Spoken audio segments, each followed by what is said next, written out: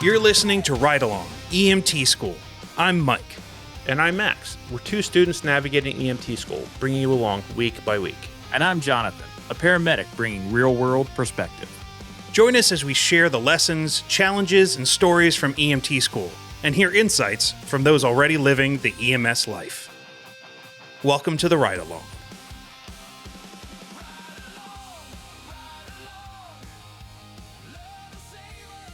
Well, welcome everybody to the Ride Along We're back. School podcast. We are back. Complete. We're always back. You know what? We seem to always be surprised by the fact that we're back. I'm constantly surprised by the fact that anyone listens to us. Yeah. And that we have any reason to be here at all. But yeah.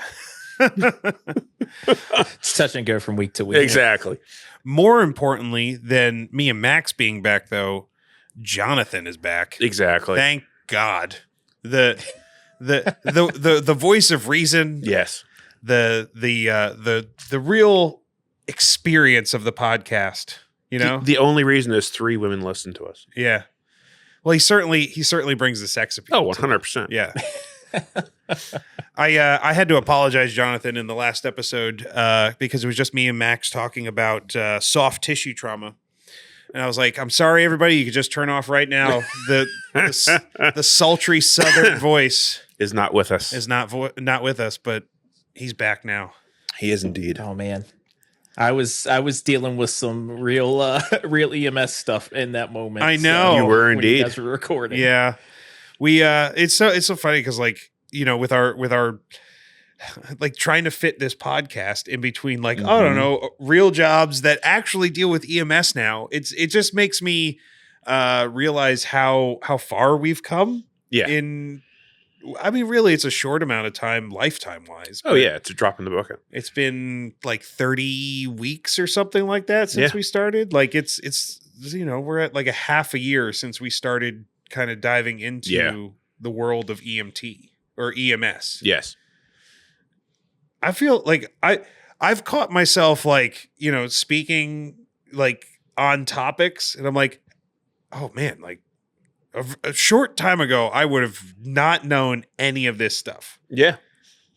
I mean, you spent an entire day talking about topics just yesterday. I did. Yeah, I did have, so with my training company, 0 Point Training, I held my first aid class. You did? Beyond EMT school. And the class was called Day Zero First Aid, which I may rename to Zero Cost First Aid because I held it for free. Because we've been so deep into this EMS stuff. Jonathan, I'm sure you feel this way too, that there's a certain level of it and things that you just want to teach everybody. Yeah. It's most important to just get out there to people. Yeah, and because every one of those people that was there could leave that place and be able to apply the skills that they learned. And the reality is that, what percentage of people actually take a first aid or a CPR course, and what percentage of that percentage does anything about keeping those skills fresh? It's just constantly slices off the pie. So the fact that there were people in there, that was their first class, which is cool. Yeah. Yeah. And the first time doing any of those things, which was awesome. Yeah. How did it feel the first time you held your like a first aid class, John, or like a class on like tactical medicine? I'm sure you felt similar. Yeah. So one of the things that I struggle with is I just want to give away as much knowledge as I can. Yep. Oftentimes it leads me to go over the allotted class time. Sometimes people are like looking at their watches like, I gotta go home and feed the dog or pick the kids up. It's tough running a business associated with instruction, especially with this subject matter for me, because I do want to give that material away because it's exactly what you said, Max. Like somebody could take that information and immediately save a life. And so I want them to have as much information as they can. But as far as how I felt, I kind of got a slower introduction. I came along and started doing some role playing for a company that was doing tactical medical training. And then kind of worked my way up into teaching like certain subjects. So I would my station was tourniquets. Yeah. Which is surprise, surprise. But I taught a bunch of classes like where I was just doing tourniquets and that sort of thing, and then kind of worked my way up into more subject matter. As far as like taking the podium and that sort of thing. Yeah. With that company, and then decided to start Iron Forge Consulting Group. But the first class that I taught under the Iron Forge Consulting Group banner, I mean, I remember being so nervous and just wanting to give all the information. It's like it's tough. Oh man, so the curriculum that I put together for this class, which essentially was the attempt was to distill everything that I could have possibly distilled down into 6 or 7 hours worth of hands-on, like in-class training of the EMT curriculum, like, which I know is it's a different approach than what like some other schools, especially in like the kind of tactical world, will do. Yeah, and I wanted to give something that was a compliment to like stop the bleed and like I said, okay, here's how I looked at it. I'm a former Boy Scout. Like that's been my whole life is thinking of first aid through those terms. It's like, how do I make like an adult first aid merit badge, or like how do I make the Red Cross first aid class, but in the context of the world that I think people should think about. So like trying to mix those two things, but I felt like such a like leading up to the class, I'm like, oh man, I'm so I'm nervous enough about this because I feel like I'm a fraud. Like who would want to listen to me talk about this? And then like, which by the way is the way he is before every time I teach, I do that. Yeah, every time. Me too. And then about like, I don't know, an hour into the class, I'm like, oh, I could talk on this stuff forever, and I would not have been able to do that just 5 or 6 months ago. Like, just not even a chance. Yeah. I'm highly anxious before every class, and then as soon as I like take the podium and then start teaching, that goes away. Yeah. But up to that point, I mean, I'm a wreck. Like the week before a class, I'm just nervous and want to make sure everything's good for everybody who's attending. And in the sphere of some of our other tactical training, I've listened to some of our peers and mentors talk about their teaching experience, and they've been doing this for a long time, and it's the same sort of experience to kind of feel like, oh man, am I really about to do this? Am I qualified to do this? There's definitely an imposter syndrome, or like is that the right term? Imposter syndrome that like applies to, I think, anybody who really takes it seriously and that has people they admire.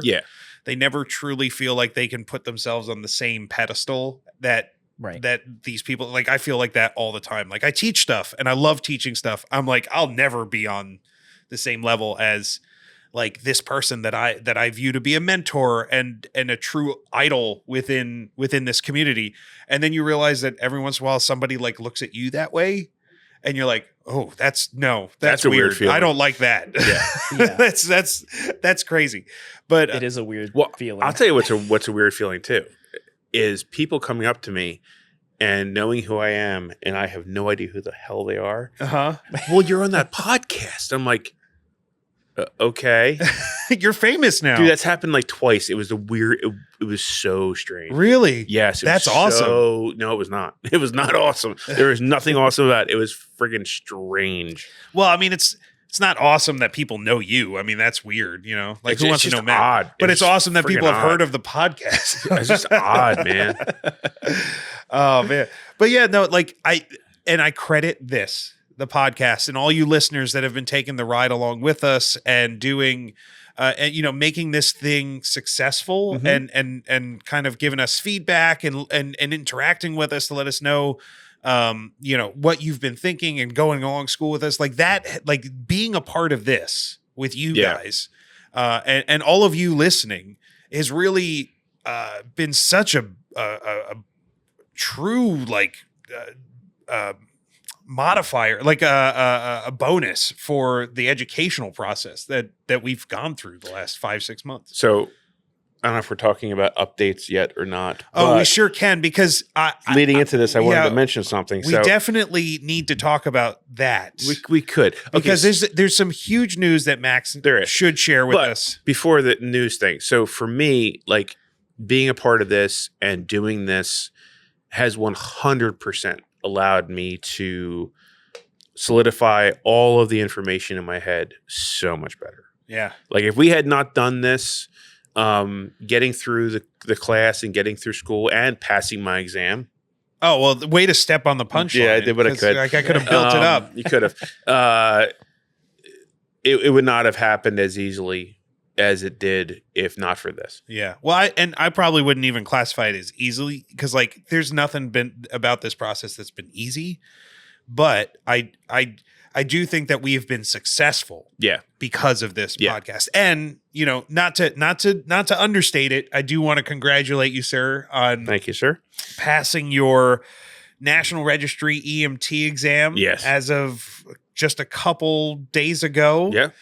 And that's awesome, man. I'm so proud of you, and happy to have gone through this 100%. journey together. Now, technically, you're not an EMT yet. Not yet. Technically. I don't have a card yet in my possession.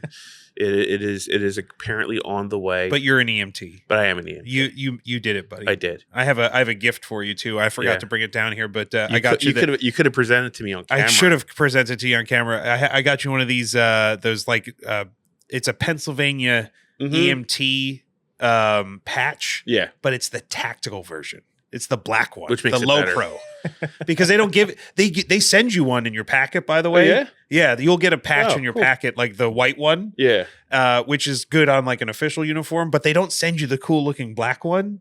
So I found the company that makes them, and I got a few of them. So I bought you one as a gift for you. One thing passing that school I thought was funny was, you know, in the email, they're like, oh, now you finally can go to our shop and you're allowed to purchase. Like, as if it wasn't a menu that was like, it's not like some secret squirrel menu that wasn't available by simple searching, but they make it seem like this. Now that you're an EMT, you are allowed to. They might not allow you to buy stuff unless you've passed the cert. Although Maybe. I will say that there's an Epsi shop somewhere that makes patches that I did not have to provide any type of certification for. I just thought it was funny, like the way they worded it all. I was like, okay, yeah. And by the way, while we're talking about things that say and identify you as a provider level, the bulletin or shop.bulletin.net, which has the Ride Along EMT School podcast merch section, now has some new additions. Has a bunch of shirts. And you don't have to provide a provider status or certification. We do ask that you go by the honor code, though, and do not buy a shirt that does not say your provider level. But we've got them all. I'm wearing my EMT, my brand new EMT shirt right now, and a brand new logo, and a new logo, our updated logo. It's our updated Firehouse T-shirt, and we've got the EMR, EMT. Paramedic, all the things, pre-hospital registered nurse, flight medic. There might be some other ones. EMTA and listener, and supporter. I don't know. There's a bunch of ones on there. Student. We still have the student one. That's I'll never get rid of my student. Maybe at some shirt. point there'll be like a special one that you can get. Ooh, if you do a certain thing, that would be cool. Wouldn't that be cool? Yeah. But anyway, so congratulations, Thank you, sir. Happy to announce that on the podcast that we have now both officially met the goals of getting the certification. Now we can go out there and just save random people that don't even need saving. Yeah. Isn't that how that works? But you know, one thing to mention though is like it never stops. Like there's always a process to this. Now we're both officially in our evaluation phase. Yes. Like with the respective agencies that we volunteer for, we are now under evaluation to become like primary providers, which is a whole, like that's what comes next, right? You got to get checked out, make sure that you're fulfilling the role, that you can drive, which is really not part of EMT training at all. The T is in there for, well, it's technicians, not transport, but like the major thing we do is take sick people from where we find them to a hospital. And to get there, you usually have to drive. Yeah. So the fact that it's not part of the training to be an EMT is kind of silly. Yeah. Yeah. But what are you going to do? Yeah. It is what it is. And we're already thinking about what our next steps are, already thinking about what are we going to do next? What are we going to learn next? Yeah. So that, and let's just say, as we go through the next few episodes and we round out season 1, which is not anywhere really near being done yet, but the three of us have really been thinking about like how we progress and how that translates for you guys and how we can still bring you along, for the ride along in EMS and medical skills and all that stuff. So plenty to come. Yep. But this, we do the thing that we usually do. We're 15 minutes into the episode. We haven't even talked about what this episode is for. This is what they love. Yeah. They're like, oh, I just can't wait to hear Max and Jonathan and Mike banter about whatever random topic. Whatever random ADHD thing pops in their head. But we're talking this week about a particular topic. We are indeed. Burns. Burn. Burn, baby, burn. Disco Inferno. That is not the episode title, by the way. Although it was under contention. It was a contender because we have a theme for for episode titles, and I'm like, well, I kind of like the metal genre, and that's just my it's a shared musical taste amongst us, and. So the official title of this episode is "This Fire Burns Always," which is, you know what? If anybody wants to shoot us an email, first person to shoot us an email wins. What I don't know what you win. We'll send you something. And if you could tell us what band that is in reference to, but it was the official title is "This Fire Burns Always." Nice. And but burn baby burn, disco inferno. Burn baby burn, disco inferno. Just imagine driving guitars behind that vocals. I don't even know. He's gonna be humming it the rest of the night. Yeah, no disco. That's although, I mean, okay. ADD side chat. The fact that do you ever see The Martian? Oh yes, yeah. It's one of my favorite movies of all time. Yeah. My nightmare is being stuck in a bubble, and the only music available is disco. It's like a library of disco, which is what happened to Mark Watney in that movie. But not just disco, ABBA, which may be the worst disco of disco. Yeah, possibly. It's a Dancing Queen fan. What? What? Not a Dancing Queen fan? No. No. Only and no one else should be. No. You can dance. No. You can jive, having the time of your life. Now, when I was a young lad, I could mute it and watch ABBA. That was entertaining, but not listen to it. Yeah. I would agree. I think disco is. Oh my God, it's the worst genre. It certainly is dead. It's disco is dead. I'm sorry God. if there's anybody out there that's like, no, disco's still alive. No, there's a reason. It coded. Yes. It was in asystole. There was no reviving it. It was not in VFib. It was not in VTAB. I would have given it a neck tourniquet. Yeah. If I had the opportunity. Yeah. It would have been, I'm calling it. There's lividity on this thing when I'm on they're scene. Still breathing. Nope. It's dead. Somebody shredded the DNR. Yeah. You got to work it. Oh, no.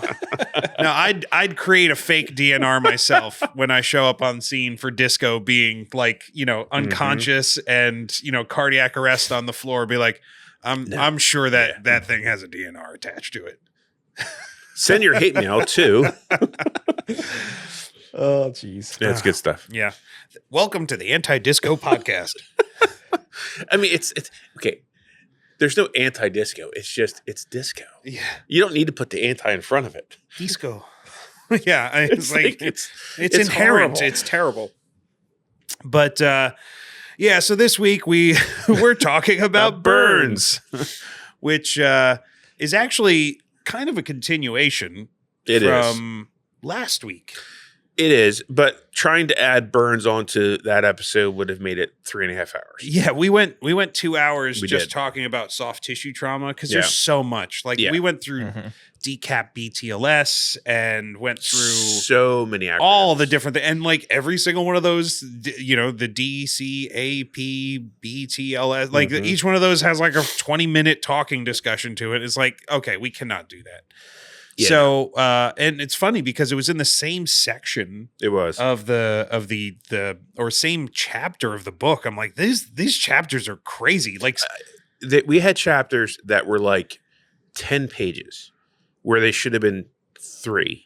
And then we had some chapters that were 5 pages and they should have been 15. well, some of the chapter for this was 100 pages. I know. 100 pages in one Yeah. chapter. It was crazy. So a lot to go down, but so we broke out burns. Yeah. And obviously that when we're talking trauma, because we're now episode 3 into the trauma block of Yes. the EMT School podcast. It's, you know, you got to talk about it because like it's so separate and it's got some different considerations than just this Considerations, treatments, ways to identify. Like it is. Yeah. Yeah. So let me ask you a question. So Jonathan, being our experienced field sage and our field consultant on this, would you in 15 years say that you've run into burns often, seldomly? Like, is it like, how often would you say they've come up? I mean, there's definitely been a handful over my career of varying degrees of severity. You know, most of the time, in my experience, they've been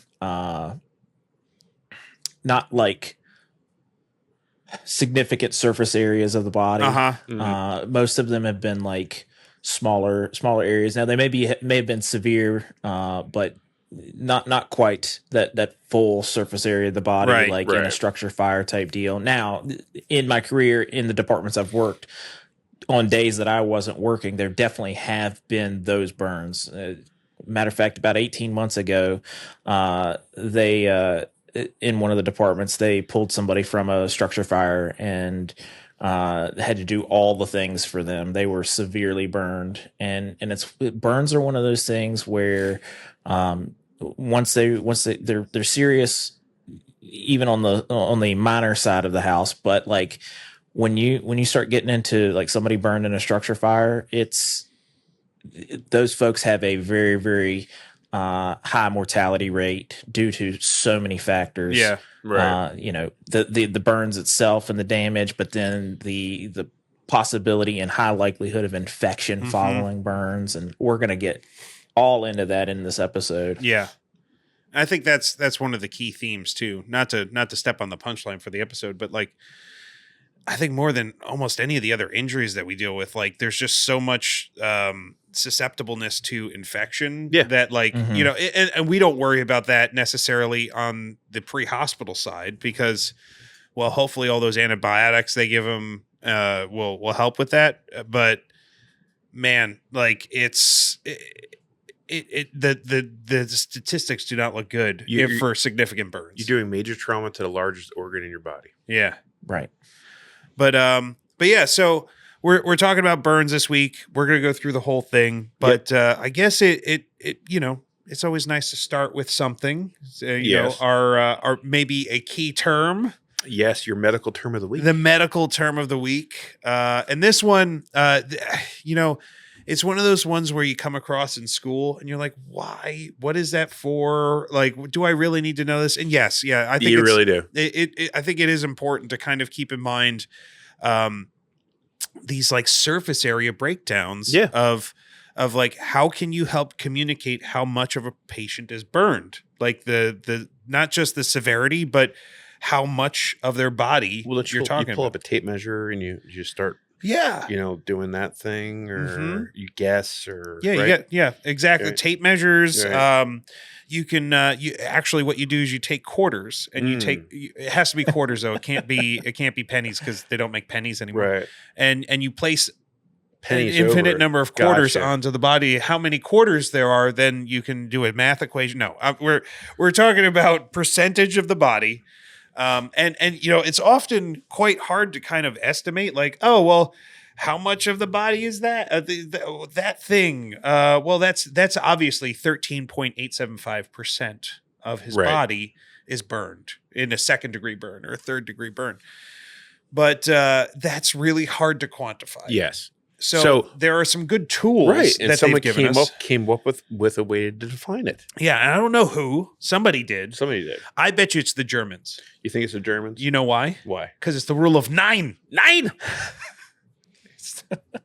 That's a bad joke. It's The bad jokes will continue. It's until a morale wonderful improves. dad joke. Yeah, you're welcome. You're welcome, everybody. No, so the medical term of this week is the rule of 9s.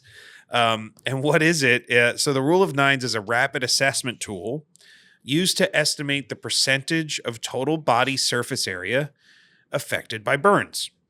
So pretty straightforward in terms of like it breaks down the different sections of the body, like a leg, the front of the leg, back of the leg, the torso, the head, and it assigns a numeric value to it that is either 9 or 18. Right. So it's like either you could think of it almost as a value of 1 or a value of 2. Right. Like those two things coming together, like you have to say is like, is it a standard area or an extra large area? And then you can classify it with that. Yeah. So, and each of those areas is 9% roughly of the body. Is it exactly 9%? No. Is the entire area going to be burned? No. But when we're communicating it to higher levels of care, it's important to tell them, okay, so there's a huge difference between somebody being burned on 9% of their body versus 90% of their body. The difference is only a 0. Well, yeah, but that 0 represents a factor of 10. You're 100% correct. So here's how it works for adults. Basically, the head and neck is roughly 9%. Okay, each arm. Now, not just the front of the arm, back of the arm itself. Like, so if they have a circumferential, is that the right term? Yes. Burn of the Circumferential entire arm. That's 9%. The anterior torso, the front of the torso, that's 18%. Yeah. The back of the torso, can you guess what that is? I'm going to say 18%. Yep, 18% because it's roughly the same surface area as the front. How about each leg? I'm going to say each leg is probably double the percentage of each arm. Yeah, so if the arm's 9%, each leg is 18%. So it takes those major areas, the front of the torso, back of the torso, the arms and legs, and the head, and basically, and no matter what they did, that wouldn't add up to 100. So no, yeah, I think that the genitals get that 1%. Yeah, I think it gets to basically 99%, and then the genitals count for 1, which is just a weird outlier. It really is in the rule of 9s. Yes. Like to have that one thing sectioned off and being like, that's how you know it wasn't a German. No, they would have figured out a different number system. Yeah, it would be much more precise. 100%. Yeah. Absolutely. So, the real question is, why does this matter? Like I said, it's a big communication thing. It's help in understanding the overall impact of these burns on a patient, their overall outcome. So it also helps understand the risk of shock. Now, from the pre-hospital side, we're going to treat for shock pretty much no matter what. We're always looking for those shock signs. But down the line, like that will help determine how the severity level and how much, higher levels of care are really kind of like proactively treating for that. Yeah, you're trying to give them as much information as you can on your way in. It may be a determining factor in how important it is to get fluids on board for that patient. Again, from our BLS scope, not something we care, like we worry about, right? Right. But for higher levels of care, they're like, oh well, they're burned on 80% of their body. Let's start getting some fluids in that right now, because we know that's going to basically pull a lot of fluids out of their system and start expelling that into the burned areas. And one of the big ones, I think, is like the classification of whether or not that patient falls into a minor or more major category, or somebody that, whether it classifies them as needing a specific burn center, right? Yep. And that may be dependent on your protocols. So you should definitely look at that in your particular area in terms of whether or not, like, okay, if they're presenting with over 20% of their body burned, it may be something that's like that's an automatic trauma classification based on protocols. They go to a burn center, that type of stuff. Or it may be a different number. But really, it just helps the overall prognosis of how these patients will do and what the care that will come down the line. But it also helps us with our transport decisions as well. Let's we're gonna talk about it. But there's an adjustment to that rule of nines for pediatrics, Mike. So let's touch on that for a second. Yeah, like why don't you, if you want to expand on it, go ahead. Yeah. Absolutely. So pediatrics have larger heads compared to the other surface areas of their body, right? Their limbs are a little bit smaller in surface area. So we adjust the rule of nines for pediatrics based on that. And so the head, whereas for an adult it gets 9% front and back, the pediatric gets 18% front and back of their head. And then front of the torso is 18%, back of the torso is 18%. The arms are still 9%. And then what we change is that the legs are now 13.5%. 13.5 each. Yeah. Yep. And it's kind of a weird a weird adjustment, but because of those differences in the size of pediatrics heads and that surface area, they want to go ahead and make that adjustment, and then of course the genitals still being 1%. But that's something good to know if you've got a pediatric burn victim. Yeah, for sure. I agree. Now the thing, one of my key big takeaways of learning this in school was, because it seems ultra rare for the entirety of that whole section, like the front of the torso, to be fully burned.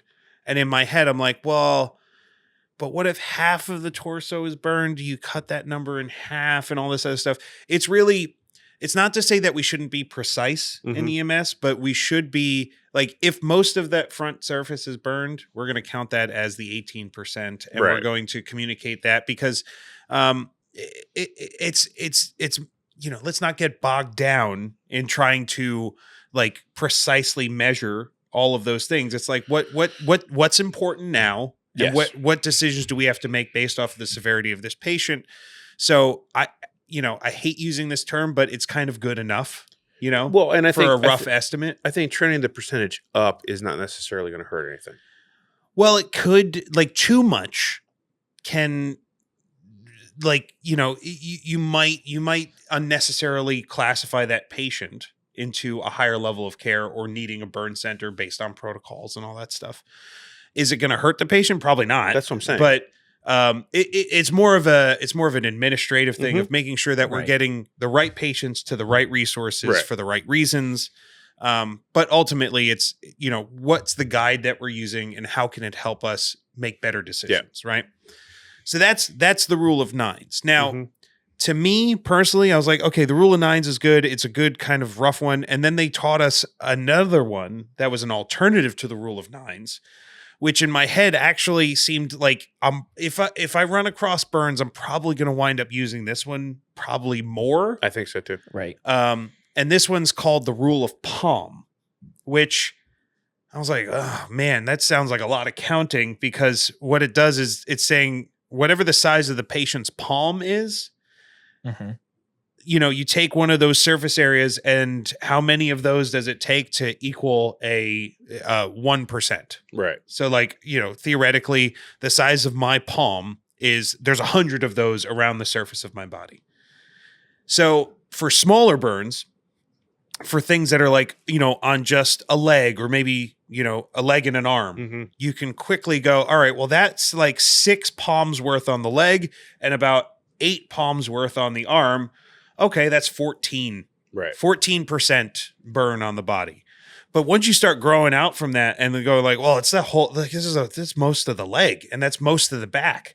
And you go, hey, man, it would be a lot easier to just count that as 18 and 18, and all of a sudden that's 36. Yep. Yeah. 36%. So a 36% burn. That seems a lot easier for using the rule of nines than going, okay, 1, 2, 3, 4, 5, 6, 7, 8, and then counting your palm or their palms on their body. I think it's probably really valuable if it's like a splash burn. So if you have a liquid that burns somebody or a chemical and it splashes across their body, like you're going to get those irregular patterns and splotches. Yeah, it may not all be continuous. Right. So that's, I think, where that really comes in handy. Yeah. So that's what we're using as our measurement tool, and that's our term of the week is the rule of nines with the bonus of the rule of palms. Yes, which the rule of palms totally sounds like an adventure novel from like the Middle East. It does. It's the second book in the Lawrence of Arabia series. Exactly, the rule of palms. Yes. So that's find the magical camel, rub the lamp. Oh, the magic lamp. Yeah, we need magic lamps in EMS. I think magic lamp in EMS would be great. Yeah, I would just want one that when I rub it, Jonathan pops out. Ooh, I like that. And no matter what he's doing. Yeah. No matter what he's doing. Completely inconvenience his day. Just sucked out of his day and pushed through a lamp. Yeah. You get 3 interventions. Choose wisely. But he has to act like Robin Williams in Aladdin. He's gonna be happy, smiling. He wants to be there. Do funny voices. Right, exactly. Best genie representation ever, by the way. Oh, absolutely. Man, that was the best. The best. All right, so that's our medical term of the week, which brings us into our topics and kind of starting to walk through everything there is else to know about burns. Exactly. Yeah. So, what are we talking about, Max? So we're looking at some big picture takeaways. The burns are not just skin injuries, but they're systematic trauma. So it's not just about what's happening on the surface; it's what it's doing to the rest of the body as well. Yeah, it's deceptive, right? Because a burn just seems like it's a damage to the skin. Right. We were talking about soft trauma last week, and we realize, all right, well, some of these things that are signs on the outside can be bigger problems inside. But burns, it's like, well, it's just a burn on the outside, unless it starts going deeper. But even burns on the outside of the skin, we'll talk about them a bit, like superficial or partial thickness, and full thickness. Like even those going, over a significant portion of the body can then start causing systemic problems because burns pull resources and cause issues throughout the rest of the body, right? Yep. And then you have your major threats to airway. Oh, I think that should be probably the biggest takeaway. Obviously, because we're so focused in EMS, in BLS on like the life threats. So while burns is like super dangerous and deadly, but like the fact that can be an indicator for somebody's airway being compromised, either from downstream effects of the burns or like burns to the airway itself. Yeah, breathing in superheated air. Yeah. Doing damage to all of the cilia. Yeah, and the actual interior tissues within the airway, which as an EMT you 100% can't do anything about. Yeah. You can't fix that problem. All you can do is get them on oxygen. Drive fast. Yes. Not that we advocate driving fast. No, like, but driving with Intention. Due regard. due regard. Yeah, that's Exactly. Regard. Yeah, Exactly. And then shock, like you said, it's going to affect the rest of your body, yeah, especially depending on the percentage of your body that is burned, because that is going to send you into shock. You can go into hypothermia. Like there's a whole chain of events that's going to happen as a result. yeah. And then, I mean, just to kind of also tell the overall story of burns, like while they seem so big, like they seem like a big problem in the on the pre-hospital side. Like, they're obviously something that is very visually stunning and like, gruesome, but like the downstream effects and how that often leads to surgical issues, like things that have to be fixed by surgery or, antibiotics, and how deadly, like, cause like they can survive the initial burn. Sure. But the number of people that then pass away or have serious long-term effects because of burns that like they just keep getting worse. They get worse. They are not as bad as they are when you first get them, and they just kind of like complicate and get worse over time. So that's hard to wrap your head around. The thing about it, Mike, is like our skin is the largest organ of the body. And it protects us from all the nasty, creepy crawlies, viruses, bacteria, all that sort of stuff. And when we compromise that, we open ourselves up to those infections. And so, major burns are something that really, really put a patient at a disadvantage in fighting off all of those infections. Yeah. So it's definitely something we need to be concerned about. For sure. Yeah. And it's so prevalent. But when I was little, I had I guess it would be a 4% body burn. 4% of your body? Yeah, because it was the entire half of the back of my leg went from my base of my knee all the way down to my ankle. Oh, wow. Okay. What was it from? Boiling water being spilt on the back of my leg. Oh, that sounds... My mom was walking behind me up a set of stairs to go upstairs. She had boiling water in her hand, and she tripped and it fell on my leg. Wow. That was incredibly painful. I remember running around upstairs, not being able to stop, and my dad eventually having to like wrangle me because like I was just out of my mind with pain. Yeah. Was it do you remember how severe the burns were? Near the back of the knee was 3rd degree, and it was 2nd degree the rest of the way down. Okay. So 3rd degree. Now, see, we're going to get into this because which used to be, now it would be full thickness. Yeah, because this might be one of those instances where the classification between full thickness and 3rd degree actually may be more clear now versus what it was, because I remember going through scouts as a kid, and like, the old school definition of degrees where 3rd degree was like char. But you can't get charring from boiling water. But nowadays, with the terminology of full thickness, you certainly can have a full thickness burn without charring. So you know what? Let's save that for the degrees. But like, it's interesting to hear because like I'm sure back in the day that might have even been a point of contention on the severity. I remember. I had some burns as a kid too. I am what they would call of fair complexion. He is indeed.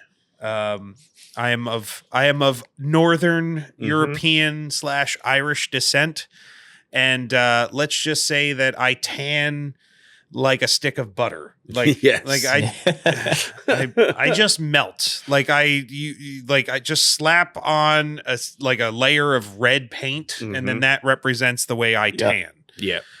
Same thing, man. I don't tan, I lobster. Yeah, it sucks. I do have freckles. I freckle like a mofo. I have them all over my body. That's I guess the melanin or the tan, whatever I don't know that stuff, but that's how I tan. Like, and when I was a kid, they would just start to connect, and then they would fade away a little bit later in the year and then connect again. And I would chronic sunburns as a kid because, it's the 90s, 80s, 90s. You're like, the sunblock is just for the weak. And Oh yeah, like first of all, when I was a kid, there was no sunblock. There was tanning oil, Oh yeah, tanning oil was big, but yeah, there like, was no you want to get sunblock. nice bronze going. No. You put on the stuff that really Yeah. sizzles. Like you Yeah. could hear it when you put it on. My mom would actually we had aloe plants all over the house, and she would crack an aloe plant and she would put it on my cheeks. She would put it on my forehead and the spots that would burn, and it would help it not burn. Yeah, the aftercare. They had plenty of before care. Yeah, I know, but they had Yeah. plenty of aftercare Yeah. for burns back then. Oh but, yeah. but prevention, you know. So I'm very fair skinned. I would get a lot of sunburns, and one year, I remember very very vividly. I'm a big aviation nerd. My dad took me to the Wilkes-Barre Scranton International Air Show, and it was 2 straight days of hanging out on like the tarmac of the airport, and it was bright blue skies, middle of July, no shade whatsoever. And I wore, for some reason, I never wore one in my life. I wore a V-neck to that thing. And I still to this day have scars on my chest in the shape of a V, because I got second degree, well, what we used to call second degree, whatever, a partial thickness burn with the blistering on my chest and my ears, and that was miserable. The ears are too rough. No, the chest was. It was. I mean, if you're talking rule of palms, it's a 2%. I had a 2% burn on just my chest. So yeah, good times. Burns. You gotta love burns. Good times. Well, you had some experience in the fireside, Jonathan. Any burns on your skin? I've been pretty fortunate. I always wear as much PPE as I possibly can. You don't want to mess up that virgin skin, you know. Like it's you got looks to like. We don't have to worry about those, but you've got looks to take care of. So back in the day, fire guys, and some probably still do this, but they would not wear a Nomex hood, so they could feel how hot the fire was. Sure, yeah, that's a great plan. Yeah. Well, and some of it has to do with modern building techniques and the materials that are used. They're way more flammable. We have a lot more synthetic materials that are being used, and they burn hot and they burn fast. So on a old style construction home, those fires definitely could get hot, but fires have only gotten hotter, and so really it is a requirement to wear that Nomex. So I personally, they told me to wear the gear, and I wore it, but it was one of those do as I say, not as I do things. So there were some guys that they get their ears singed. Yeah. I had a classmate going through my firefighter training who we were in a burn building where they were simulating some burning furniture. Well, in that burning furniture, there's a pan of water, and he got steam burned because his gloves, he didn't put his thumbs through the thumb loops, and he didn't have that protection on his wrist, so he got burned from where his glove wasn't covered to his wrist. Yeah, so we had to pull him out of that training scenario and patch him up. But I've been really fortunate. Like I said, I try to wear my own gear. Of course, as a kid, I've had sunburns and things like that. But pretty fortunate not to have any major burns, which is crazy because I kind of was a firebug growing up. Yeah. Oh, I was a total pyro. Yep. Actually, you want to know? I just remembered one of the worst burns I ever had. I got it on my leg from using. For anybody out there who's into like firearms and stuff, suppressors are really hot. Yeah. Like when you put them on the end of a rifle. I was doing some training once and slung my rifle to my leg, and it burned right through the synthetic pants that I was wearing. And melted that to my skin, gave me a 3rd degree or a full thickness burn on my leg. That was terrible. Like that was that. You know what? You learn from stupid things, and that was one of them. Pain is one of the best teachers. Sure is. You paid the idiot tax. Yep. Well, I paid 2 taxes on that You one. did I guess. indeed. That's true. Paid You a did tax pay 2 stamp taxes. and an idiot tax on it. Double taxed. That's it. Just like everything else in life. But And then you get to smell yourself cooking on it later that on. was. I was like, what is that smell? smell. Oh, it's me. Oh, yeah. That was not fun. But yeah, burns. I mean, it's something that like, not everybody has like experience with, say, cardiac arrest or myocardial infarctions or something like Right. that. Like, it's big ticket items in EMS. But like burns, I think everyone to a certain everyone's got extent. some Yeah. experience with a burn somewhere. Even if it's a minor thing of, get it burning your finger or your hand Yeah. because it's a hot pan or The hot pan is definitely and this everyone's gotten sunburn. I mean, yeah. everyone's gotten sunburn at some point, I am sure. I mean, there's some probably lucky people out there who I hate. Like I'm just jealous of. Dude, Like, I had a buddy who's Italian and he was like Sicilian. So he was really, really dark skinned. Yeah. And that son of a bitch, he did roofing work and like he'd be up there bare chested the entire day and no come down, sunblock. nothing. Yeah. Nothing. I hate him. Nothing. He just got darker. Regardless of not necessarily getting a burn, he's still damaging his skin. Oh, yeah, I'm sure. Yeah, still getting damage from the skin, whether he feels like he's burnt or not. Yeah, he's a roofer. They're a different breed. But with all these, even these personal experience we talked about, there's a varying level of degrees and number, like, surface area and stuff. So like the I think the big thing that we, really took away from this section of schooling was like classifications of the burns. Cause like this is where we start getting into a combination of things. There's really 3 big combos, right? Mm-hmm. The first one being the source. Yeah. Like whether or not it's a thermal type of thing, heat related specifically, or chemical, because chemical burns are the same. Like really the effects on the skin are the same thing as heat directly, or electrical. I've had those. They're not fun. Electrical burns. No, thank you. Don't want to experience that. So like the source is a big one with the depth, which is what we've been talking about in terms of like full, partial, first, second, third degree, fourth, whatever you call it. And then that, that compounded by the severity, which really ties into the medical term of this week, which is the size, like how much of the body, because that's a huge factor in how serious this overall injury is. But also then kind of, factoring in location, like where that burn is, like, cause that you may take different precautions based on where those burns are, especially if it's near like the airway or the neck or like really sensitive areas that could lead to further life threats.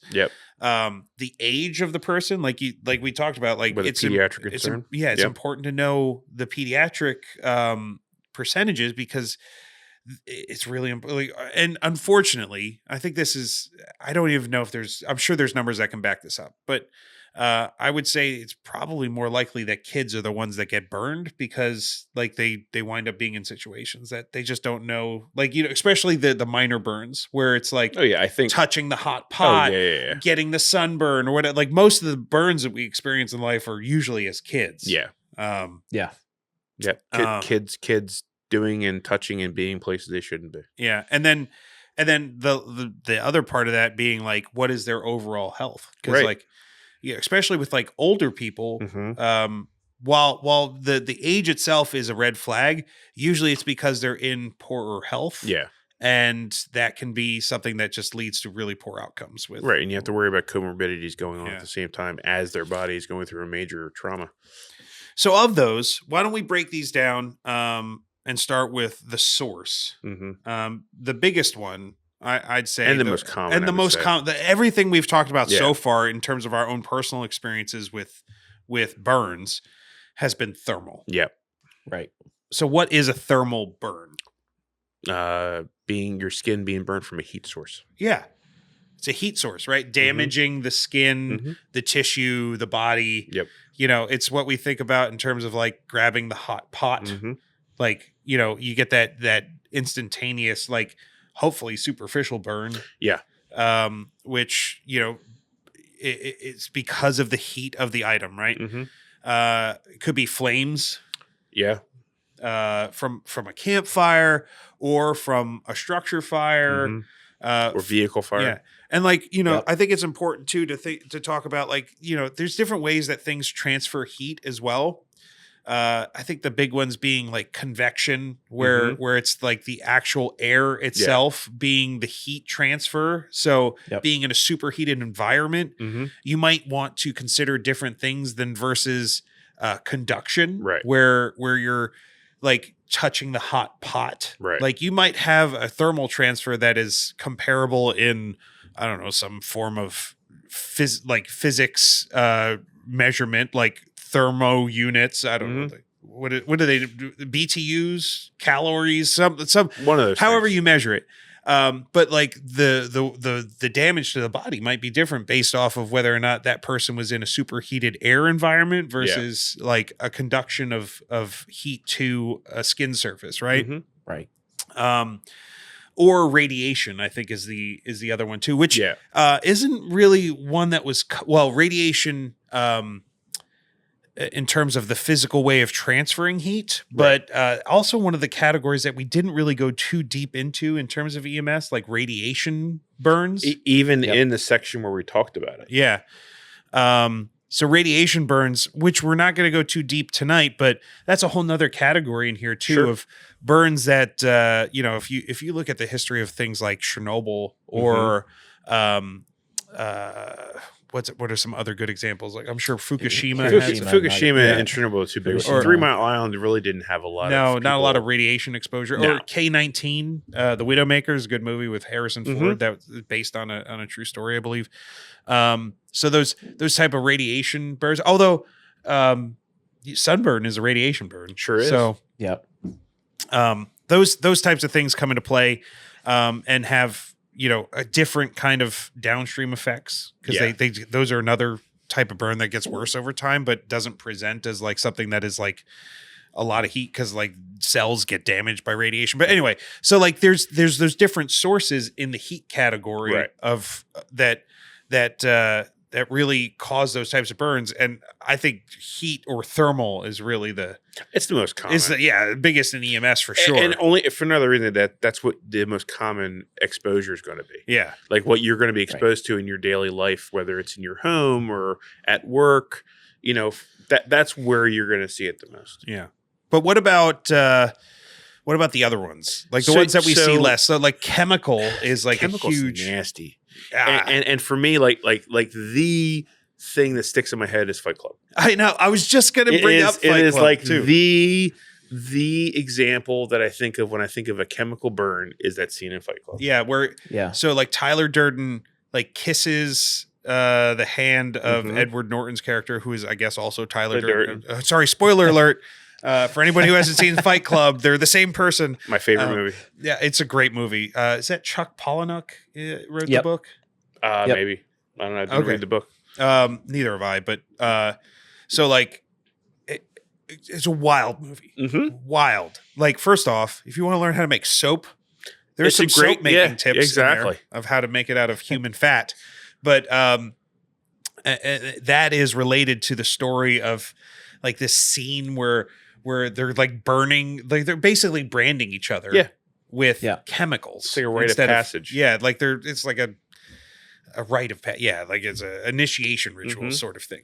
So I believe what he used in that movie was lye. Lye, which is an alkali. It causes a caustic burn. Right? Yeah. And the thing about it in the movie was they talked about how water would worsen that burn, right? Instead, he had to neutralize it with an acid vinegar. Yep. So we have to kind of be mindful of these different chemical agents that somebody might come into contact with and burn themselves with. Yeah. So and like, in terms of chemicals, usually they're going to fall into like acid or acidic versus alkali. I mean, this isn't necessarily something we're thinking about in the moment, like trying to diagnose what these things are. But if we do know, the better off you are, especially with like those hazard placards or material data safety sheet, MTD, whatever those things are. MDS sheets. MDS sheets, right? So if it's at a location that has certain types of chemicals that people know what they are, you should definitely get that information. But like alkalis usually are a bit more serious than acids, even though acids are widely, in popular culture viewed as the things that burn stuff, right? Yeah. But hydrofluoric acid is one of the ones that they brought up in the textbook that you should definitely I guess it's common enough in like the industrial world where it's like you should be aware of hydrofluoric acid. Yeah, because like if you're going on scene of an industrial plant, that's one thing, but you might be rolling up on the scene of an accident on a highway, and that's where it gets funky because you may have these things exposed into the air. And you don't necessarily have the ability to see that placard before, like you have to be aware that that's a possibility. Yeah. So that's the scary part is those things just being moved across the country in 18-wheelers. Yeah. But what like chemicals in particular, like specifically versus thermal burns, because thermal burns, it's kind of like, okay, there's a heat source. Mm-hmm. It's almost overly simplistic, but it's kind of like, well, the first step of that is remove the heat source, which is easy enough when you're like, oh, there's a hot pot. Yeah, let go of that thing. Take your hand off the hot pot. Or like, oh, their clothes are on fire and they're getting burns from the clothes being on fire. Yeah, okay, well, the burn. How about we turn the burns off? Like we turn the flames off. Like stop, drop, and roll, right? So it's like that's almost inherent in us thinking through those types of burns. But chemicals, they don't just like go away. No, like you have to neutralize them. And a lot of times, like if you just add water to it, it's only going to make it much worse. It can, but like generally, if it's a liquid, they did teach us like what I love the term that they used, copious. Yes, copious amounts of. In other words, you need the fire department. Well, yeah, a fire hose is the definition of copious amounts of water. Because them saying to us. I even asked, like, so what are we supposed to do? Like, grab whatever, bottles of water we have. Like most ambulances do have sterile water stocked on the rigs. So, but it's for a large enough surface area, it's not going to be enough. Yeah, like if you might need additional. Yeah, and this is where it kind of starts crossing into the world of hazmat too, where as providers, we do go through hazmat awareness. We make sure that we're calling the right resources in if there's some sort of hazmat incident. And if there's a chemical involved, that could be a hazmat. And luckily there's firefighters that exist that learn that stuff. Because that hazmat training is just a whole other rabbit hole. Yeah, and they become technicians and or supervisor. I forget the tree of the hazmat stuff, but we go through awareness, which just basically allows us to work outside of like the hot, like we can work in the cold zone area, but technicians can start going in and actually helping make the situation better. And those whole another episode, but number of them. We're making sure that we use the resources that are available for like hazardous materials, but like copious amounts of water to flush chemicals off of the body if it's a liquid. And if it's a powder, there is an extra step that they did. They made sure that we know this. And this is a good NR EMT prep question because I've seen this one pop up a bunch of times. It was on my test. So like, what do you do with a powdered chemical agent that's on somebody? You brush it off. Get as much of it off as possible. Yeah. And then copious amounts of water. So it's like, the copious amounts of water is like the consistent one, but powdered stuff, you want to make sure that you're getting as much as that off. Same thing with like, if it's contaminating anything else that's touching the clothes, get the clothes off because those might be adding more burns in. So get as much of the cause of the burn off of them before you start treating the burns. But that all being said, you still have to consider the safety of yourself and your crew. Oh yeah, for sure. Because if you go in there and just start shaking that stuff off of them, and you get it all over you or all over your partner, you're adding more victims to the scene. So, don't make it worse. Yeah. The first thing that we do is we don't make it worse. So we got the chemical stuff, and then the one that seems the scariest, honestly, to me is the electrical. Not just electrical burns, but like all the shit that electrical things do to the body. beyond the physical burn, Yeah. that's scary.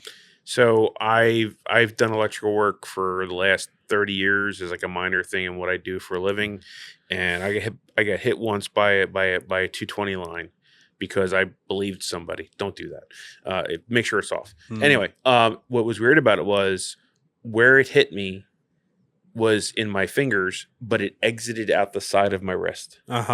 So the burn wasn't here. The burn was all the way over here on my arm. Yeah, it was. So the burns were at the entrance and exit, and no burn at the entrance, but there was this nasty burn on my wrist. Yeah, it was weird.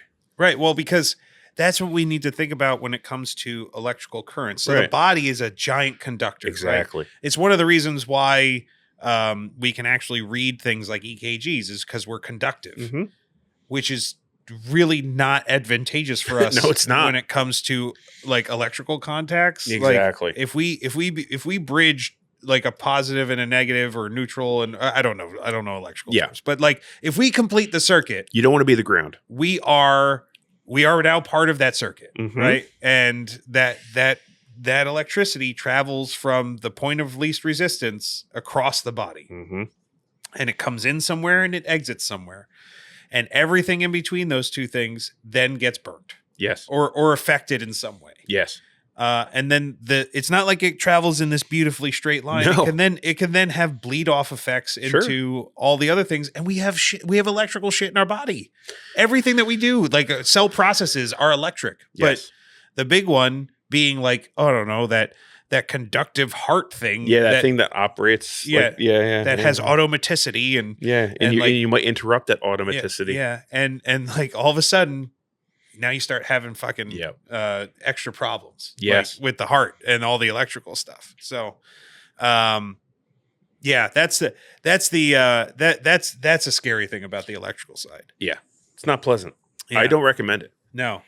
And it causes a bunch of internal forget not just the problems to the organ system, but like everything burned along that path is like internal trauma. Yeah.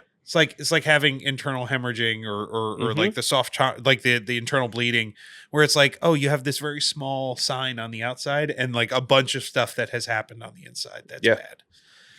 But and then now if that isn't bad enough too, electrical stuff also then makes the body do things like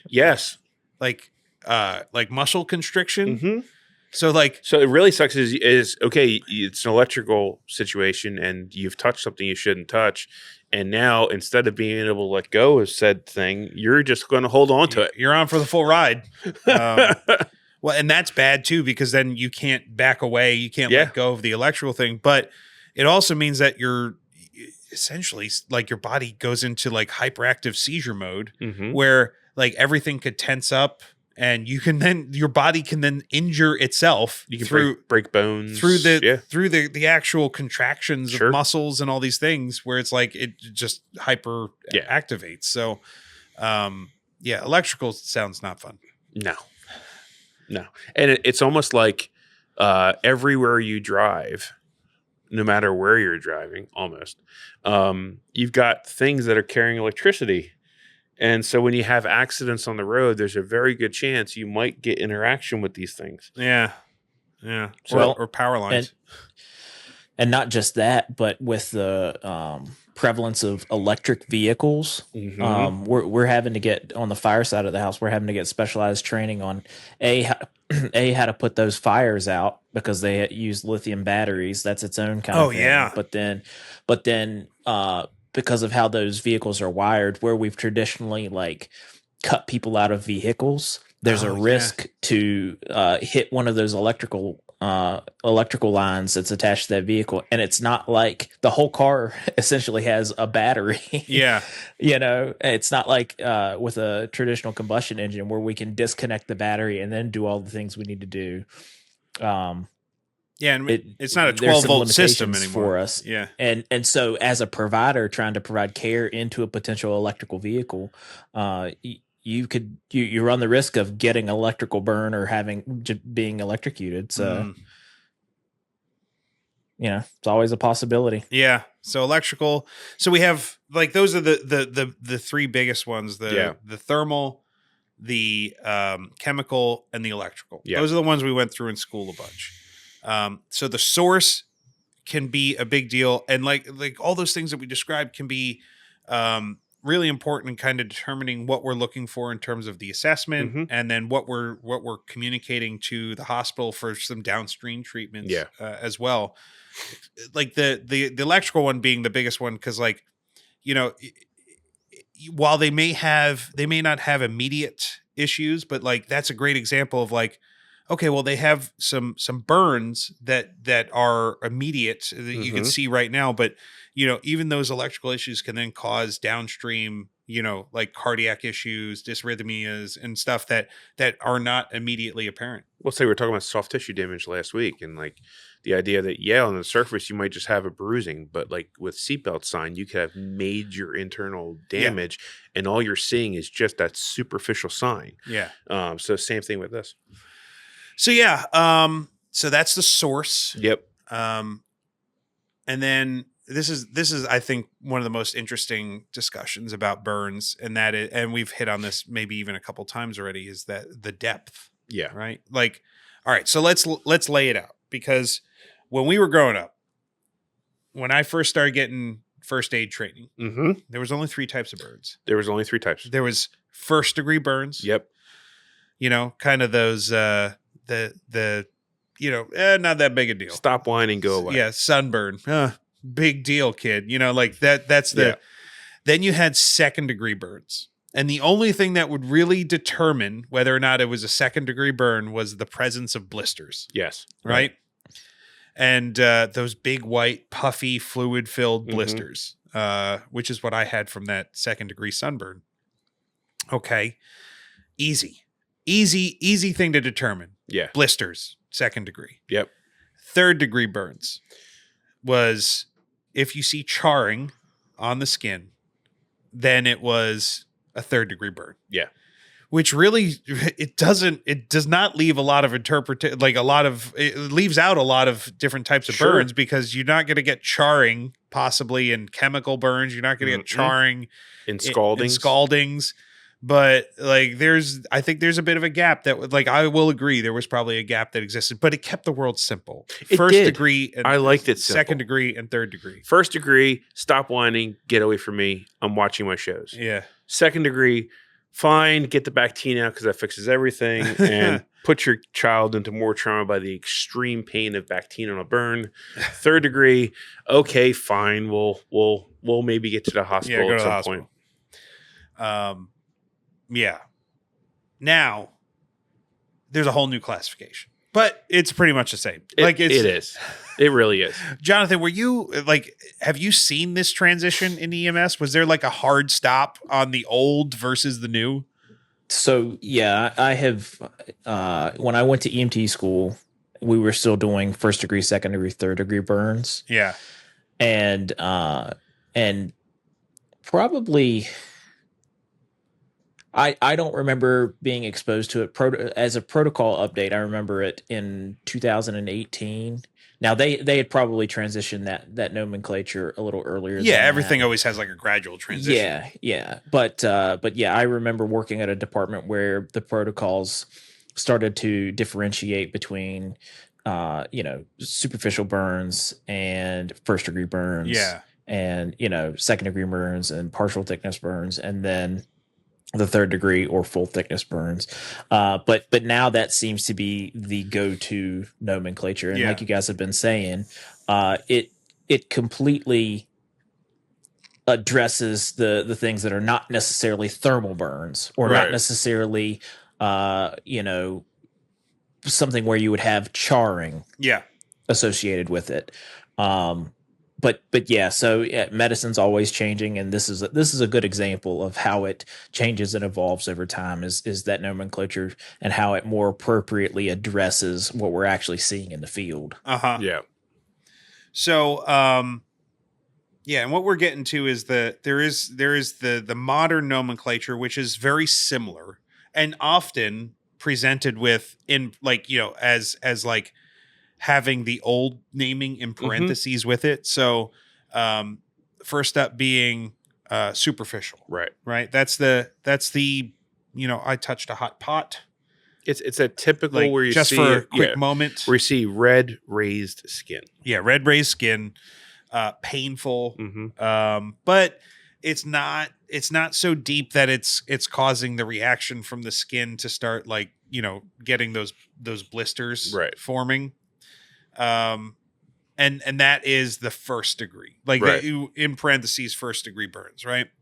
It's just in the epidermis, the outermost layer of skin. And it's in the name, superficial, right? It's painful, but it ain't gonna kill you, right? But it's gonna suck. Yeah.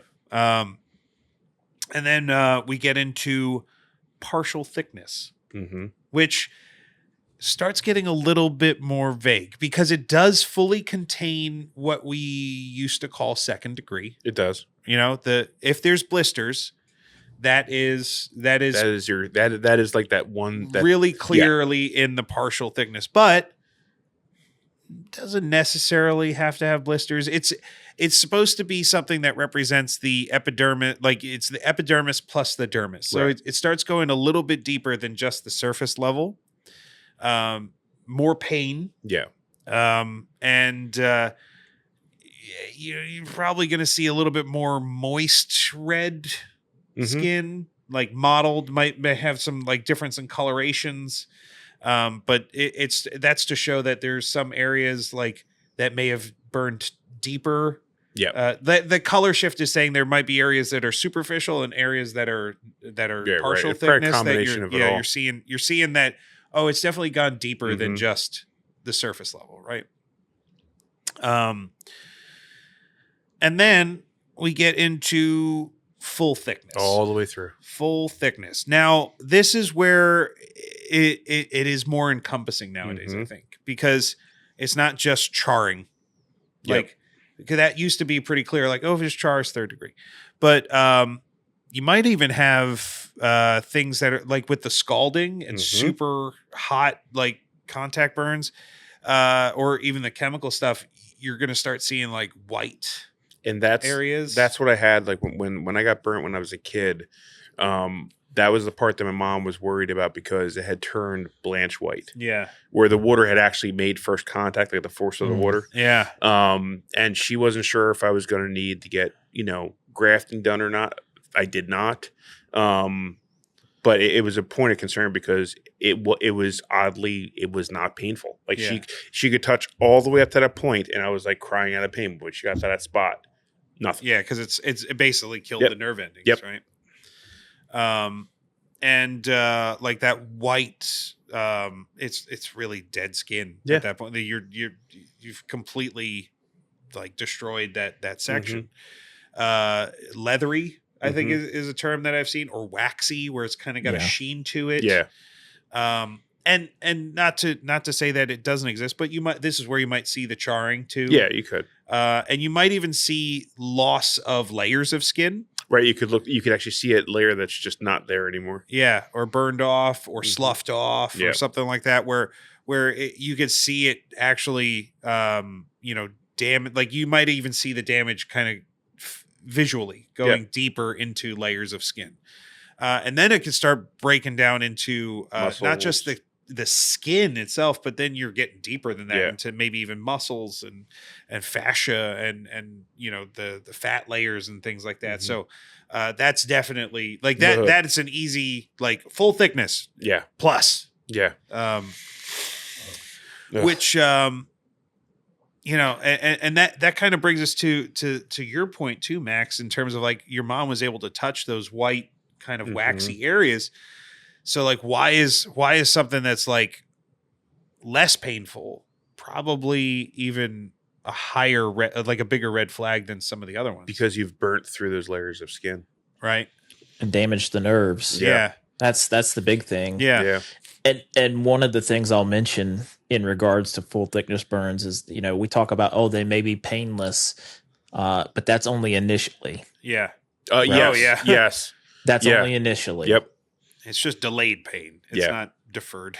Yeah, because that was the part that, and it was the highest up on my leg, so that was the part that was getting flexed more, and Oh, it sucked. yeah. I don't recommend it.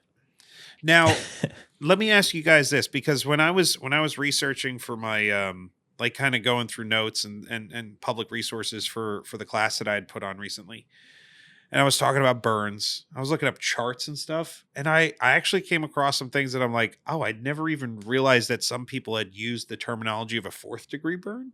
Have you ever come across that? That sounds familiar. It was new to me, but it does make sense, because when we typically talk about burns, we're talking about them in terms of like the actual skin layers, and once you get past the skin layer, it's kind of like, well, it's full thickness, right? I'd come across some resources and some charts that show a 4th degree burn being like the terminology for something that is so burnt that it's actually showing like the layers underneath, like the bone or the muscle, or like the clearly past any type of outer skin layer, Right? because the skin's relatively thin when you think about it in terms of like the entire thickness of a limb or the body. So like we're talking about a lot of nuance in a very small amount of space, whether or not superficial, partial thickness, or full thickness. The skin's only like, I don't know, a couple millimeters thick. Yeah. But when it breaks through those, you could be lacking a term for like, is that a full thickness burn? Sure is, but it's really past. Instead of it saying this is a really bad 3rd degree burn. So it's just to say that you may come across some people or resources that may even classify things further than just a partial or a full thickness burn. You might get like deep tissue burns or 4th degree burn where you could see bone, and it's like, yeah. But yeah, so thickness or depth of the burn, that was kind of the second category there of determining the overall severity, right?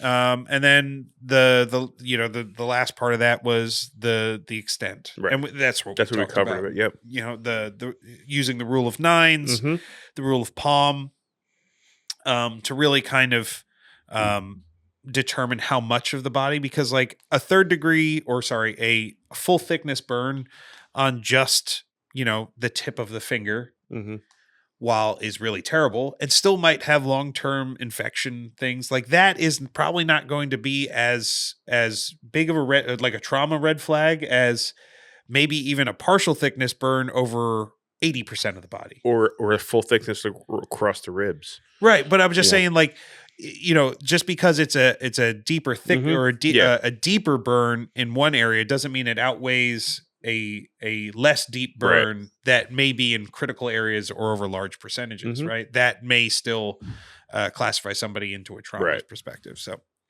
the size, how much of the, and then, I think this is where it's important to talk about locations too. Yeah.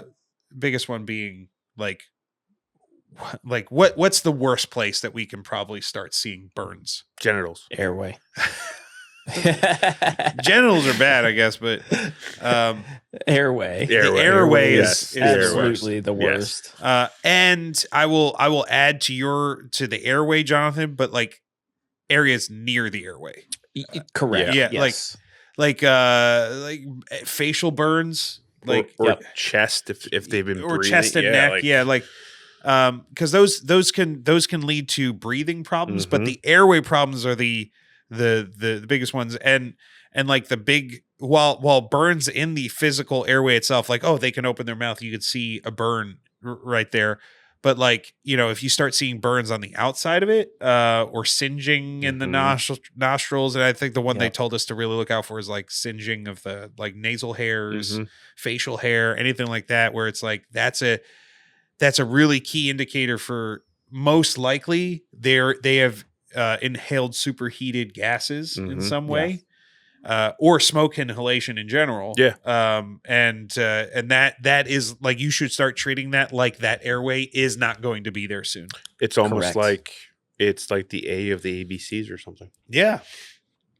One of the things that I do see quite frequently, unfortunately, is folks who have been longtime smokers and then eventually are on oxygen and still haven't kicked the habit. Yeah. That's a big risk factor because they will oftentimes still smoke with their oxygen. And I have seen that. Yes. Yeah, there have been several instances in my career where that has happened to folks. And it's not a good time for anybody involved. Yeah. No, I've rolled into somebody's house and this lady's sitting on the couch and she's on oxygen and she's got a cigarette lit and she's got an ashtray next to her with just a pile, and it's like, yeah, interesting. So Jonathan, let me ask you a question. If you're rolling up on scene, and you see somebody with some burns or that has had burns near their face or whatever, what are the biggest watch outs, do you think, of like, or signs that somebody may have burns in their airway? Well, we've touched on some of that already with the singed hair, the soot in the mouth, if it's like a structure fire, that sort of thing. But how their respirations sound to us, they may have hoarseness in the voice. They may present with stridor. And the big thing is when we see or hear things like that, we're automatically on a timetable, because that airway is oftentimes going to swell up as a response to those burns.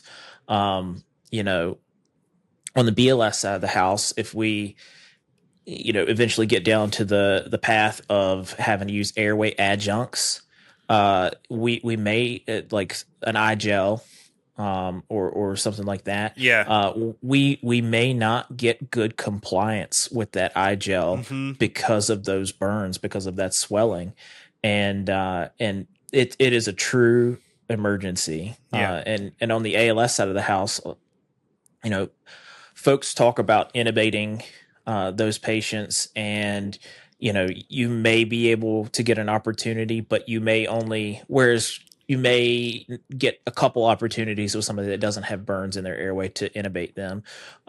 When you start talking about burn patients with burned airways, you may only get one opportunity, and then we're having to look towards a surgical airway as a surgical cricothyroidotomy, and having to secure an airway in that manner.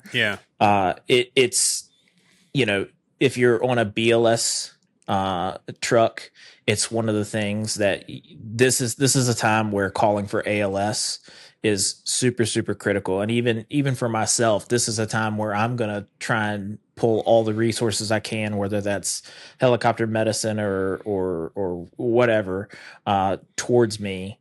Because these people, like I said, they're on a timetable, and we can't play around. Yeah. Gotcha. I think that's a really great point to make, because like airway being one of them, and knowing some of the other downstream effects, that like from a BLS side, it's not within our scope, right? Right. So patients that have severe burns, obviously the airway is the life threat, the ABC type of life threat, right?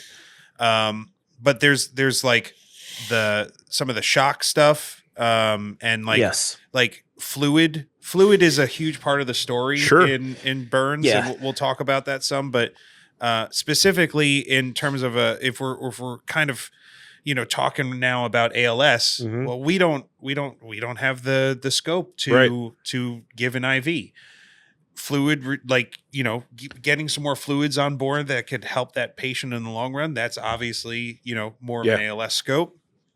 And then I think, not to be understated, but burns freaking hurt.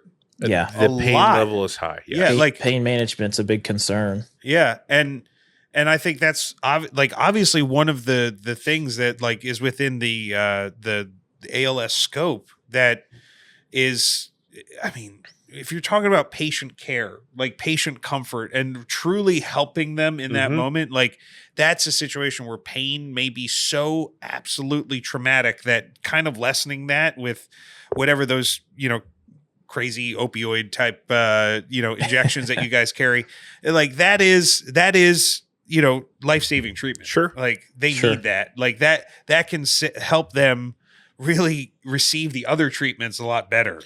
And Right. it's just another area or another category where, as we see it as BLS, we need to get support rolling as fast as we can. Yeah. Again, identifying what's going on, doing that scene sign up, and realizing, okay, I need to get support here. Yeah. It's things like that where I'm very thankful that we tend to roll in a system here that Yes. is very ALS rich. Yep. Like every truck that we're on is ALS. There's always a paramedic nearby. There's for the most part. And man, it seems like it's something that would be really scary to live in the more Sure. rural parts of the country where it's like you got to deal with these types of things Yeah. without an ALS provider nearby. Man, that's And one of the considerations too, right? When we're talking about fluid resuscitation or pain management, depending on where the burns are and how severe they are, you may not be able to establish IV access. Yeah. Right. We may have compromised the vasculature as well. Yeah. And so we may have to go towards interosseous or using the drill to gain access to be able to give them medications. I think the more I'm in EMS, the more I'm truly impressed and just really kind of fascinated by the intraosseous Oh yeah, for sure. application of fluid and medicine. Like I always, like, before getting into this, I was like, IVs are kind of like the gold standard, right? Like in my head, I'm like, oh, I really want to progress to being a provider so I can be somebody who provides IVs because I think that's really important. And then like the more I'm in this, I'm like, oh no, IOs are like they are like that to me. That's more important. It's not to say that it's more important than IV, but in the trauma and rapid establishment of fluid resuscitation, like that seems to be something that is faster and more redundant, but also not to downplay the skill set of it, it's but still simpler and more accurate to do on a first try, especially with less training than an IV. Yeah, it's just about the appropriate tool for the situation. They're a great tool just because of how quickly and simply we can provide that care. Yeah. And the fact of the matter is, on a good day, when we're not talking about burns, we have a lot of the population that just doesn't have great intravenous access. Yeah. Right. And so being able to use that tool to provide that kind of care, but in this burn context, being able to use that tool to get access when nothing else is available, it's a great tool. So lots to think about in burns.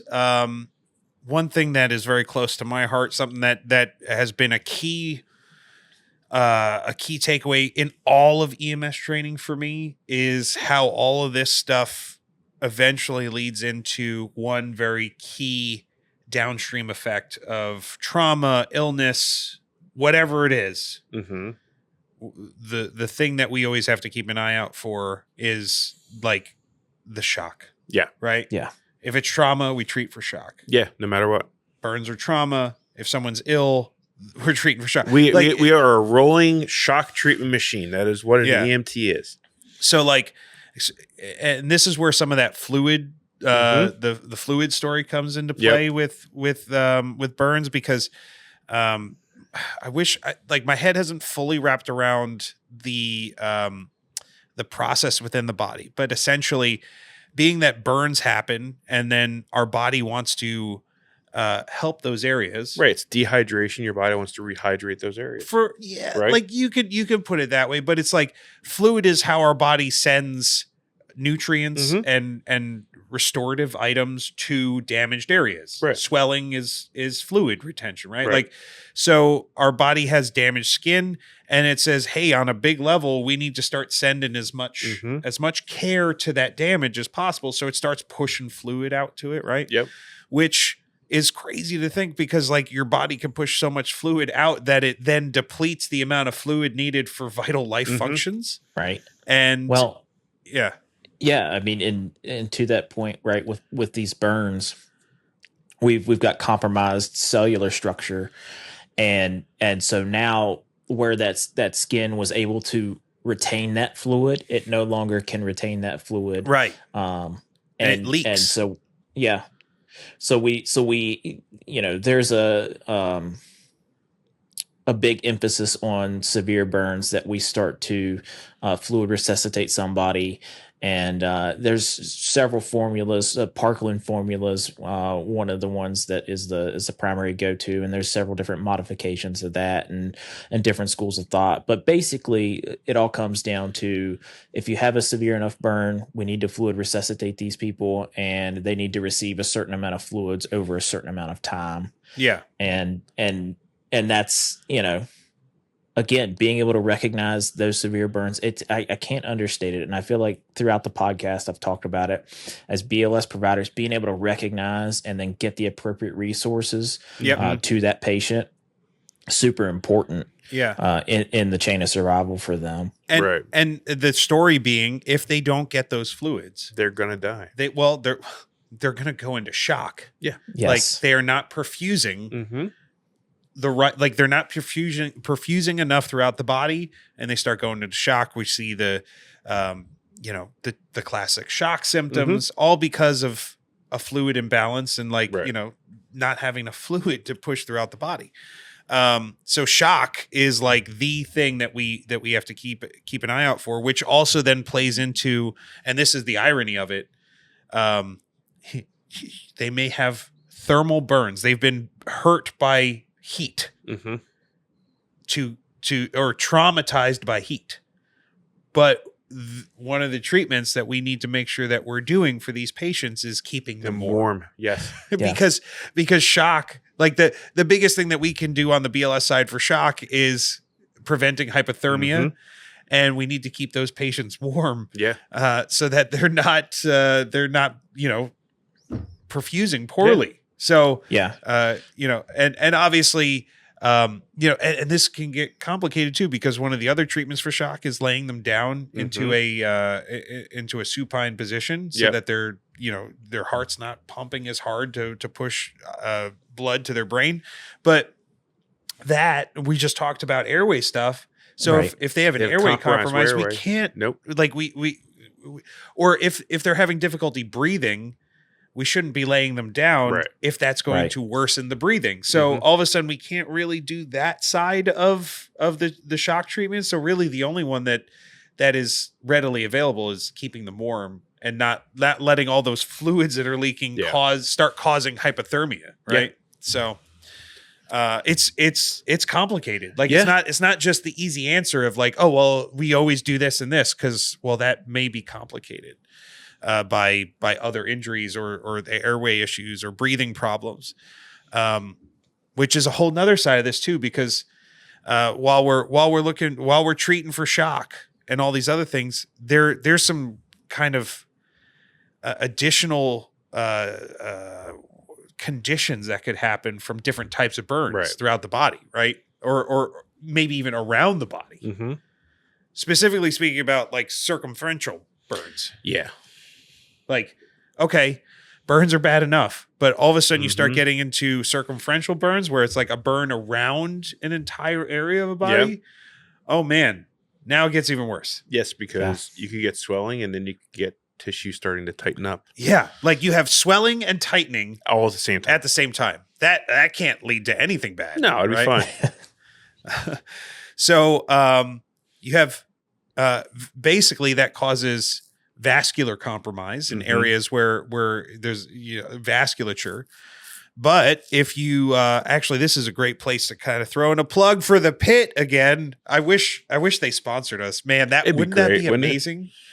I tried. We had like Noah Wiley's face right here the entire time. Sponsored by the Pit. Oh man, if anybody out there has a contact, has any influence or contact with Noah Wiley, A, could you tell him how big of a fans we are of what he's created, and B, let him know that he has an open invitation to come hang out on this podcast at any time, because I would love to talk to him. The show happens in Pennsylvania. Come on, guys. Come on. But in that show, They have shown, I think, twice. Yeah, twice. Once in the first season. I think there was another one in the second season, or Yeah. maybe it was twice in the first season. I can't remember. There was some burn trauma that came in, and I think, in one of them specifically, there was some burn trauma to the abdomen, and the thorax, right? And like, it illustrated this exact problem where they were burned around the outside, or circumferentially around their torso. Yes. And that was then causing further problems because they were tightening. They had tissues tightening, and they had stuff on the inside of the body swelling. Yep.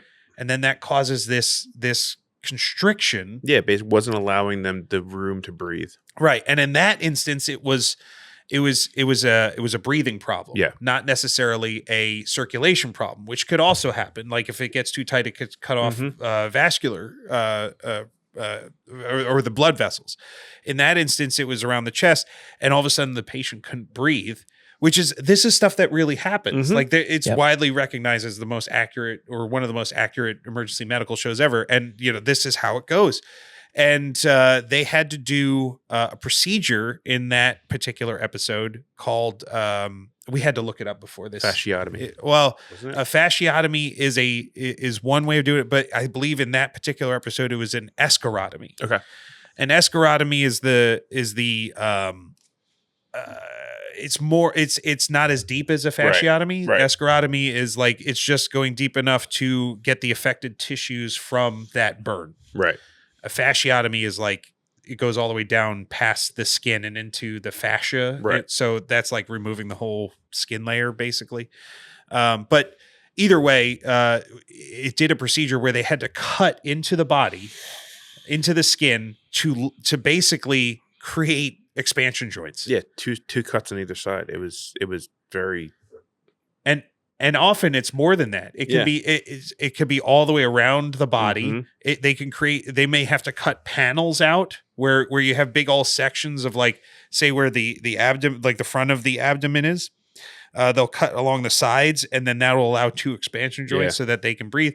And like at that point, it's like it doesn't matter what it looks like, but essentially it's like cutting this big old section. It's like those suitcases that have that extra zipper that you zip around the sides that allows it to get a little bit bigger. That's essentially what we're doing, like what an escharotomy is.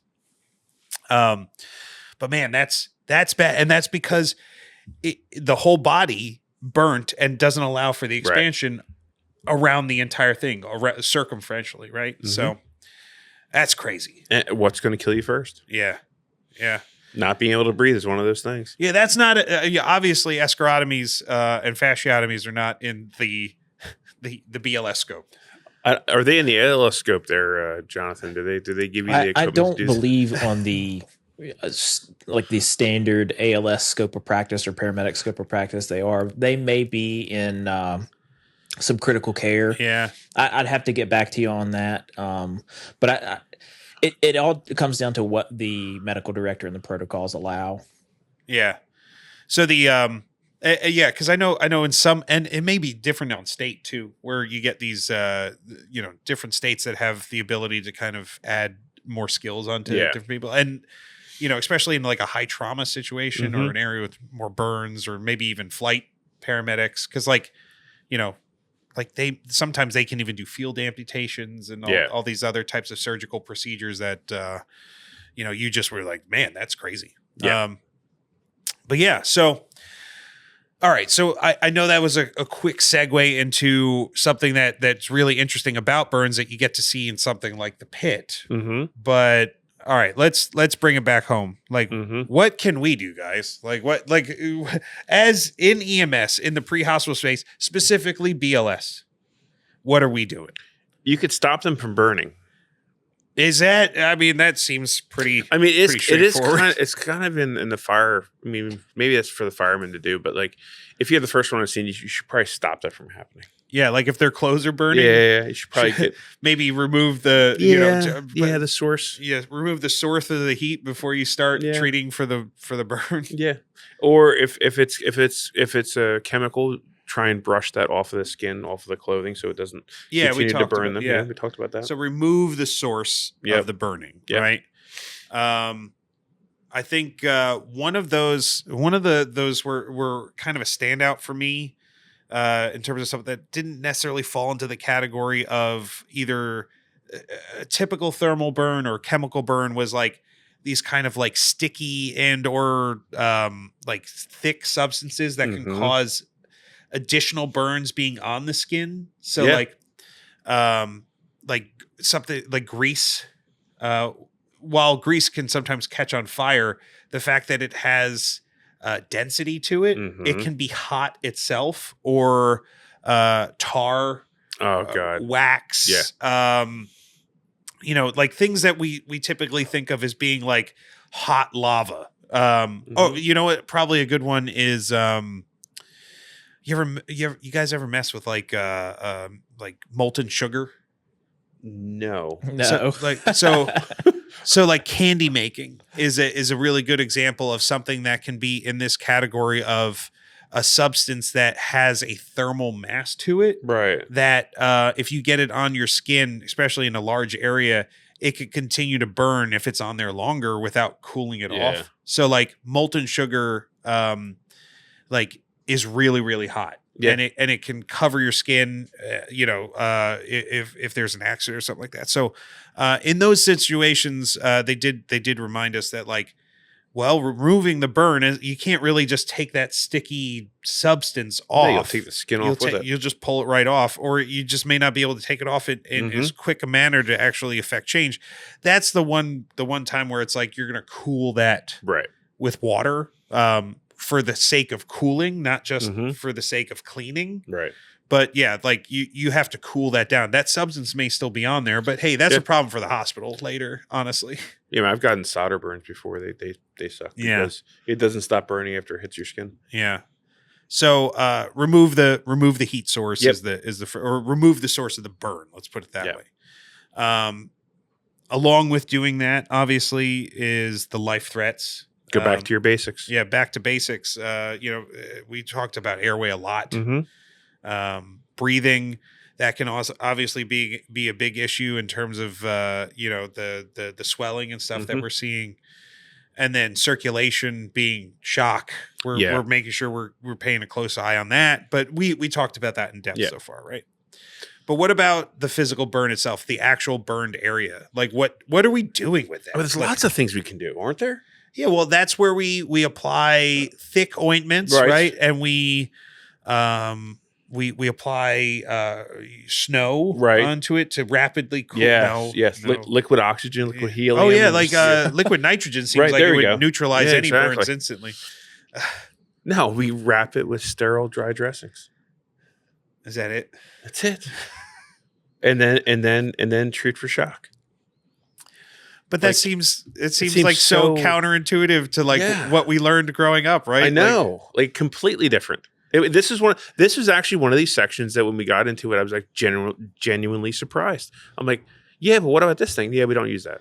But what about that thing? No, we don't do that either. Yeah, like it's crazy because like how many times have like growing up or in EMS previously, Jonathan, like. The idea of liquid or like wetted bandages and like all that stuff, wasn't that like bread and butter for a long time? Right. I remember learning to use a moistened gauze to cover things initially, and we've gone away from that completely. Yeah. One of the big things about it is that oftentimes those dressings are going to dry and stick to the burn surface. Yeah. And they're when they finally get to a burn center, that stuff's going to have to be pulled off of there, and it's very painful, and it only furthers the potential for infection. So a clean, dry, sterile dressing. They even have dressings that specifically are for burns where they don't stick. Stick to the skin. So, but if you don't have those, just a clean, sterile, dry dressing, a burn sheet if available. That's an option for us. And as we've talked about, really because of the compromise on the skin and these people's inability to thermoregulate or maintain their body temperature, we want to hopefully prevent or treat them for hypothermia and care for them in that way. So, but yeah, initially the moistened gauze was a thing, and that is no longer the best practice. Yeah. Yeah. You'd mentioned a burn blanket. Was that something you or Burn sheet. a burn sheet? If only there was a resource or some sort of discussion that could happen around a burn sheet to teach us what that tool is. It might happen. You never know. Yeah, little hint for Tune in. what might be talked about in about a few minutes. Yes. So, yeah, like burn sheets can definitely kind of fall into there, but like the dry dressings seems. Come on. Yeah, I want sexy things. like an antiseptic spray that we have to apply with some sort of fire extinguisher looking device. I want like a 2-part mixture that I have to like an epoxy spray from 3 feet away. Yeah. Like no, it's No. it's as simple as like, keep it, put on dry, sterile dressings, to help with, keeping it clean, but like making sure that you're not getting more stuff in there. Right? Yeah. Like, we're trying to keep it as aseptic as It's possible. so easy that a firefighter could do it. Yeah. And then, oh man, that's, we don't make fun of firefighters around here. Not at all. And then keeping them warm. Yeah. Right. Treat for Yep. shock. So Yep. After they've been burnt, give them some oxygen. Luckily we carry that oxygen stuff. Do you put them out, then roll them back towards the fire? Well, to keep them warm? Right. Well, listen, I'm not going to say that in some instance somewhere that might need to be done. Oh, goodness. But typically I would assume probably not. No. But yeah. And a couple of things too. We mentioned swelling a bunch in this. So like, especially around like hands and feet and clothing and all this stuff, jewelry and rings are something that like, if you have the opportunity to start taking them off before it becomes a problem, now's your time. Like, That's why some like rescue shears have that ring cutter. Yeah, they may have a ring Torches cutter to it. on them, or on some trucks there might even be a dedicated Tool ring for it. removal tool. Take that off now because swelling is coming. Yeah. Especially to the hands and stuff. So if you do that, you just do it right through the stone that's on the ring, right? Like right where the stone is, you just cut right there. You know what? at They that did weak not spot. teach us how to cut rings, but I would say it's probably not through the stone. Okay. I would say it's probably through whatever the thinnest part of metal is that's in the ring. That would make the most sense. Seems like that would make sense. They actually, so somebody, when I went to EMS World Expo, there were a couple of ring cutter companies that had demos on the floor. And I was like, oh, I can't believe that we didn't learn about these yet. Like, and it's just not, it's not as prevalent because like it was crazy because they had a bunch of rings and you would walk up to their booth and be like, hey, would you like us to try this tool out on you? And I'm like, wait, you want to cut a ring? I don't have any rings. They're like, oh, that's fine. We have plenty. And they would just take out these like sample rings and like size you, put a ring on you, and then cut the ring off you. Nice. I'm like, cool. I'm not getting one of those, but hey, that's a nifty tool. Yeah. So it's like the things you see. I'm like, If you have a company that has ring cutters and you'd like to sponsor a hey, podcast, well, we'll take one, but we could talk about it on Tools of the Trade. Mhm. All right. So, and the other thing too in here is like the fragile nature of skin Mhm. when it comes to like post burn. Like, like we've seen in some like representations in popular media of like skin sloughing off. The most of dramatic burns. one I've ever is We Were Soldiers. Is a scene where they go to move a patient Oh yeah. and he grabs a hold of the patient's like What's his name, calves. like Jimmy Lee or something like like that. that. It was actually the photographer that Barry had, Pepper's character. and he grabs a hold of the calves of the patient and pulls, and his skin just slides off. Yeah, and that's Ugh. It's very possibility. common. Ugh. Yeah.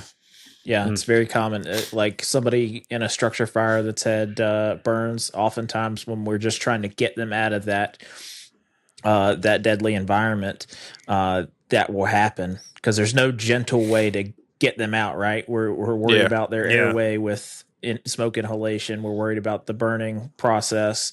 So you just got to get them out of there. So oftentimes when you pull them up and just try to get them out, the skin will slough off, and they can be very, very difficult to hold on to in that environment. Yeah. So it's something for us to know when we're moving these people around, that we have to be careful about that sort of thing. Yeah.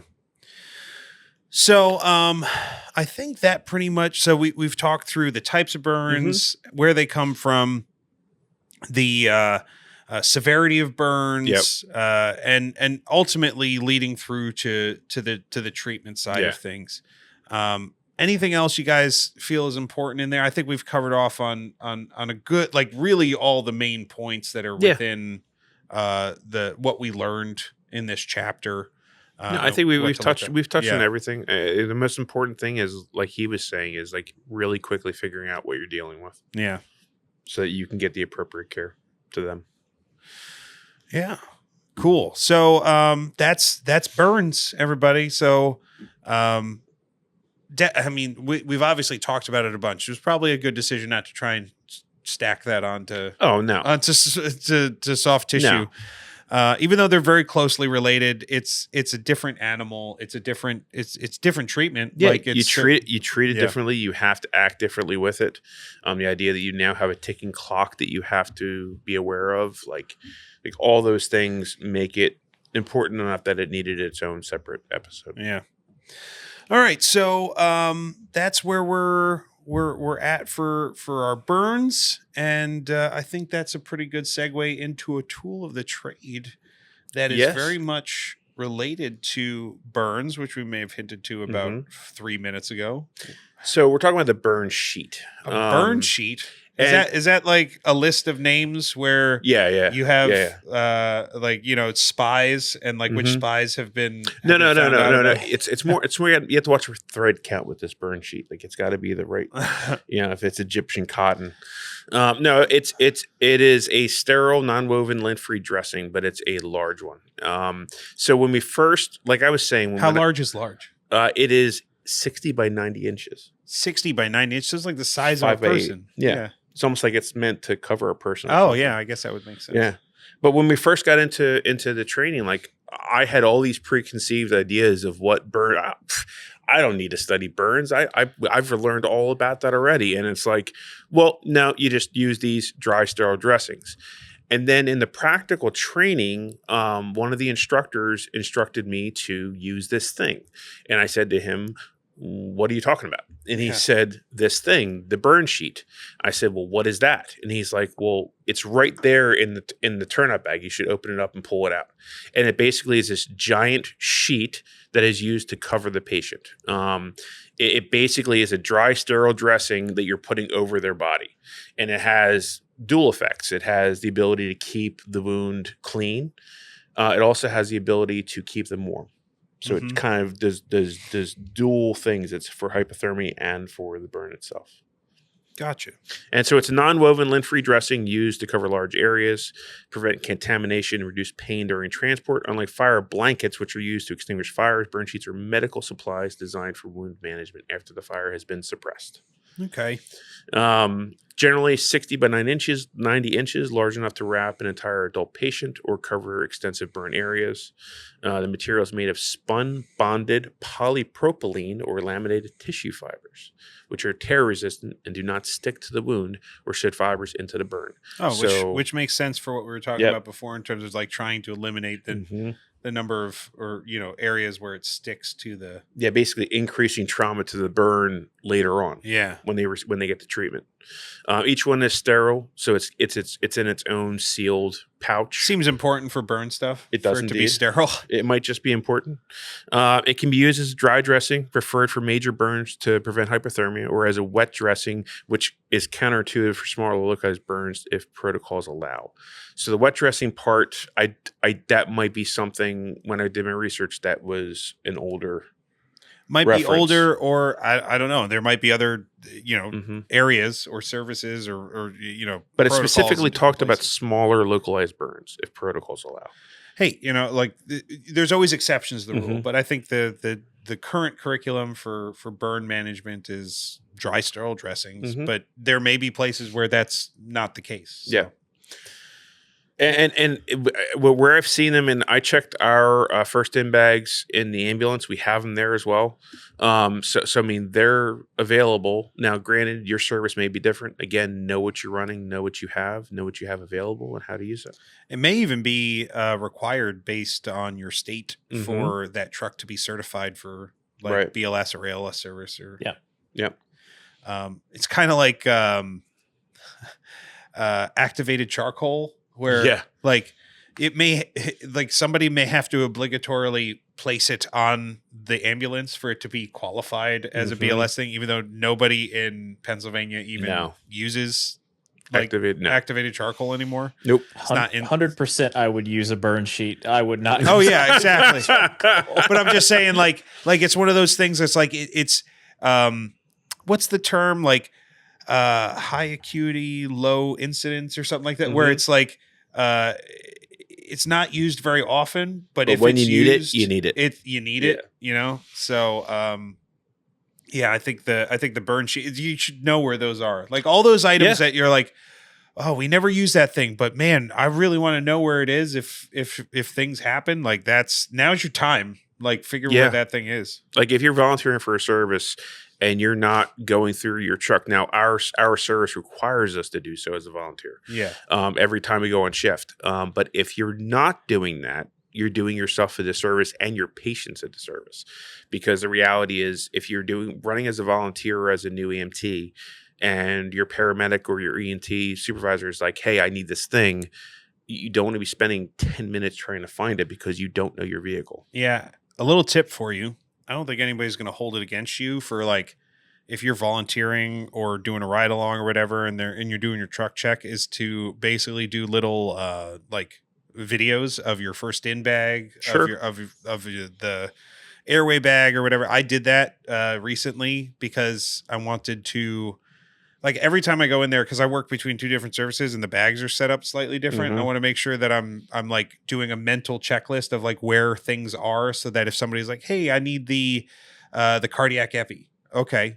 I know where that is within the first in bag for that service. Right. So it's hard to do that when you're not there to try to go, where was that again? Like, so taking a video of each pocket, Sure. of like just rifling through that pocket and describing what things are in there. I've done that, several times now, just so that I can rehearse or, review that video and be like, oh, okay, so that's where that thing is. Mhm. But you'll never remember unless you basically Oh, either yeah. write it out or try to make some sort of record of what's in those things. Hopefully your service will give you the plan of like, Mhm. this is what's in our first in bags and this is where they are and this is what's in there. So you can actually check an inventory. I will say some places will do that and some places don't, Yeah. especially as a new provider. Man, that would be awesome if every place had a list of what should be in which pocket of a first in bag. Yes. Please. What's really interesting is when you go on shift, because generally the paramedics seem the ones that set the truck up how they prefer it. Yeah. And if you go between two paramedics that do things, I've gone into the ambulance and been like, because stuff was nowhere near where it needed to be. Well, that's fine if you have the time to go through it. If you got into that ambulance and you got a call right then, unless okay, here's my hot take. And Jonathan, I want to hear your thought on this too. Got one. Okay. Where things are within a bag should be like there should not be any difference any day of the week, any paramedic. If it's your services bag, it's the services bag. You shouldn't touch it. Like exactly. that is that should be sacred because every Mhm. single person that needs to touch that bag needs to know where that thing is Yeah. every single time. Yeah. That's one thing. On the other side, if as a paramedic, they're like, I like my truck set up where the heart monitor is on the bench and the first in bag is behind the chair and this thing is here, fine. Like Mhm. that's your workspace and you're in control of that workspace. Right. You're the lead provider, whatever. As long as I, as your BLS guy, can know, like, it's easy to know where a bag is within a space. It's really hard to know if whether or not the BVM is in the airway bag versus the first in bag versus, oh, I don't keep it in any of those. I tuck it under the gurney or something. Like that's not okay. And I literally, like, so in an ambulance, generally there's going to be storage in the walls, and in the storage in the walls, you're going to have bins of things. I have walked in behind a paramedic who immediately opened every single shelving thing and started shifting things all around. And I'm like, but nope, that's not okay. I'm like, okay, I guess I'm going to spend the next 10 minutes like rememorizing where everything is. And if you give me a hard time about not knowing where it is, Jonathan's shaking his head. I'm gonna be a dick and be like, hey, dude, well, if you hadn't have just done what you did. So, yeah. I mean, you guys pretty much covered it, but it is one of my absolute pet peeves to come in on shift after somebody who likes to rearrange the truck and they haven't at least put everything back. There's only so many logical places to put things in an ambulance. Mm-hmm. And most of them are set up pretty similarly, but when somebody comes in and rearranges all, it drives me nuts. Like, just figure out where the things are and run the truck that way. Yeah, exactly. Yeah. Now, if a change needs to be made, through system wide, put that up to the group, and we can all agree that, all right, we're going to move this thing here. Yeah, and then communicate it now. Yeah, and communicate it. That's fine. You mean like having a BVM in the first in bag? That like that? Yeah. Yeah, like that. Anyway, but don't get me started. The important thing, especially as a student who is starting to volunteer as a new EMT, learn your truck, learn where things are, so that you can assist either your EMT supervisor or your paramedic when you're on shift. Yeah.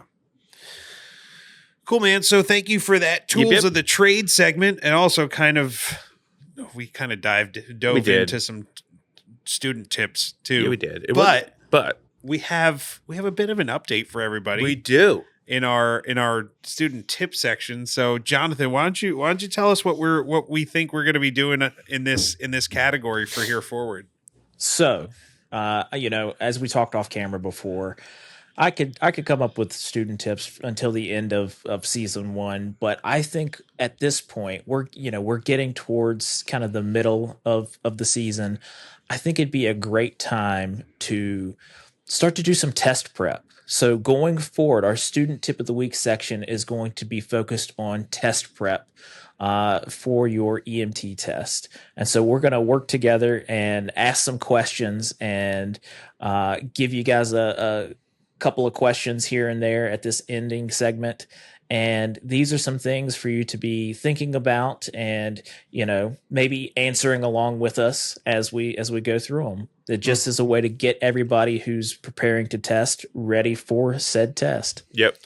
So, Mike, if you want to pose the questions. Yeah. So this week I'm going to be doing a little bit of assist here because we're kind of working off of Max's Pocket Prep account. We are indeed. So these questions brought to you by Pocket Prep. They are not a sponsor. They should be. I would love to have them as a sponsor. So we're gonna read 3 questions tonight. We're gonna do a little practice. Yep. See how we do on our scores. And then we'll kind of evolve this section as we go on because we really want to practice some questioning, and especially as we start getting towards the end of season 1 is really kind of helping people that are following along and maybe doing some test prep. So okay, question 1. This is the question of today. It is the question of the day. You are an off-duty EMR. I thought this was for EMT training. Anyway, EMR questions are in there too. Yeah, it's weird. You are an off-duty EMR enjoying a day at the beach. While swimming, you notice a surfer who has fallen off their board and is lying face down in the water. After turning her onto her back using the proper technique, you assess that she has a pulse but is not breathing after you open the airway. You determine the patient needs rescue breaths, and you are in waist-deep water. What is your next step? Are we sure this is... I don't remember anything about water rescues in EMT stuff. There wasn't. Okay, all right. So, waist-deep water, patient lying face down, flip them over. They have a pulse, not breathing. What's our next step? Do we drag the patient onto shore and call 911 before starting rescue breathing? Do we begin rescue breathing once you have placed the patient on a hard surface? Do we begin rescue breaths in the water? Or do we drag the patient onto shore and begin rescue breathing?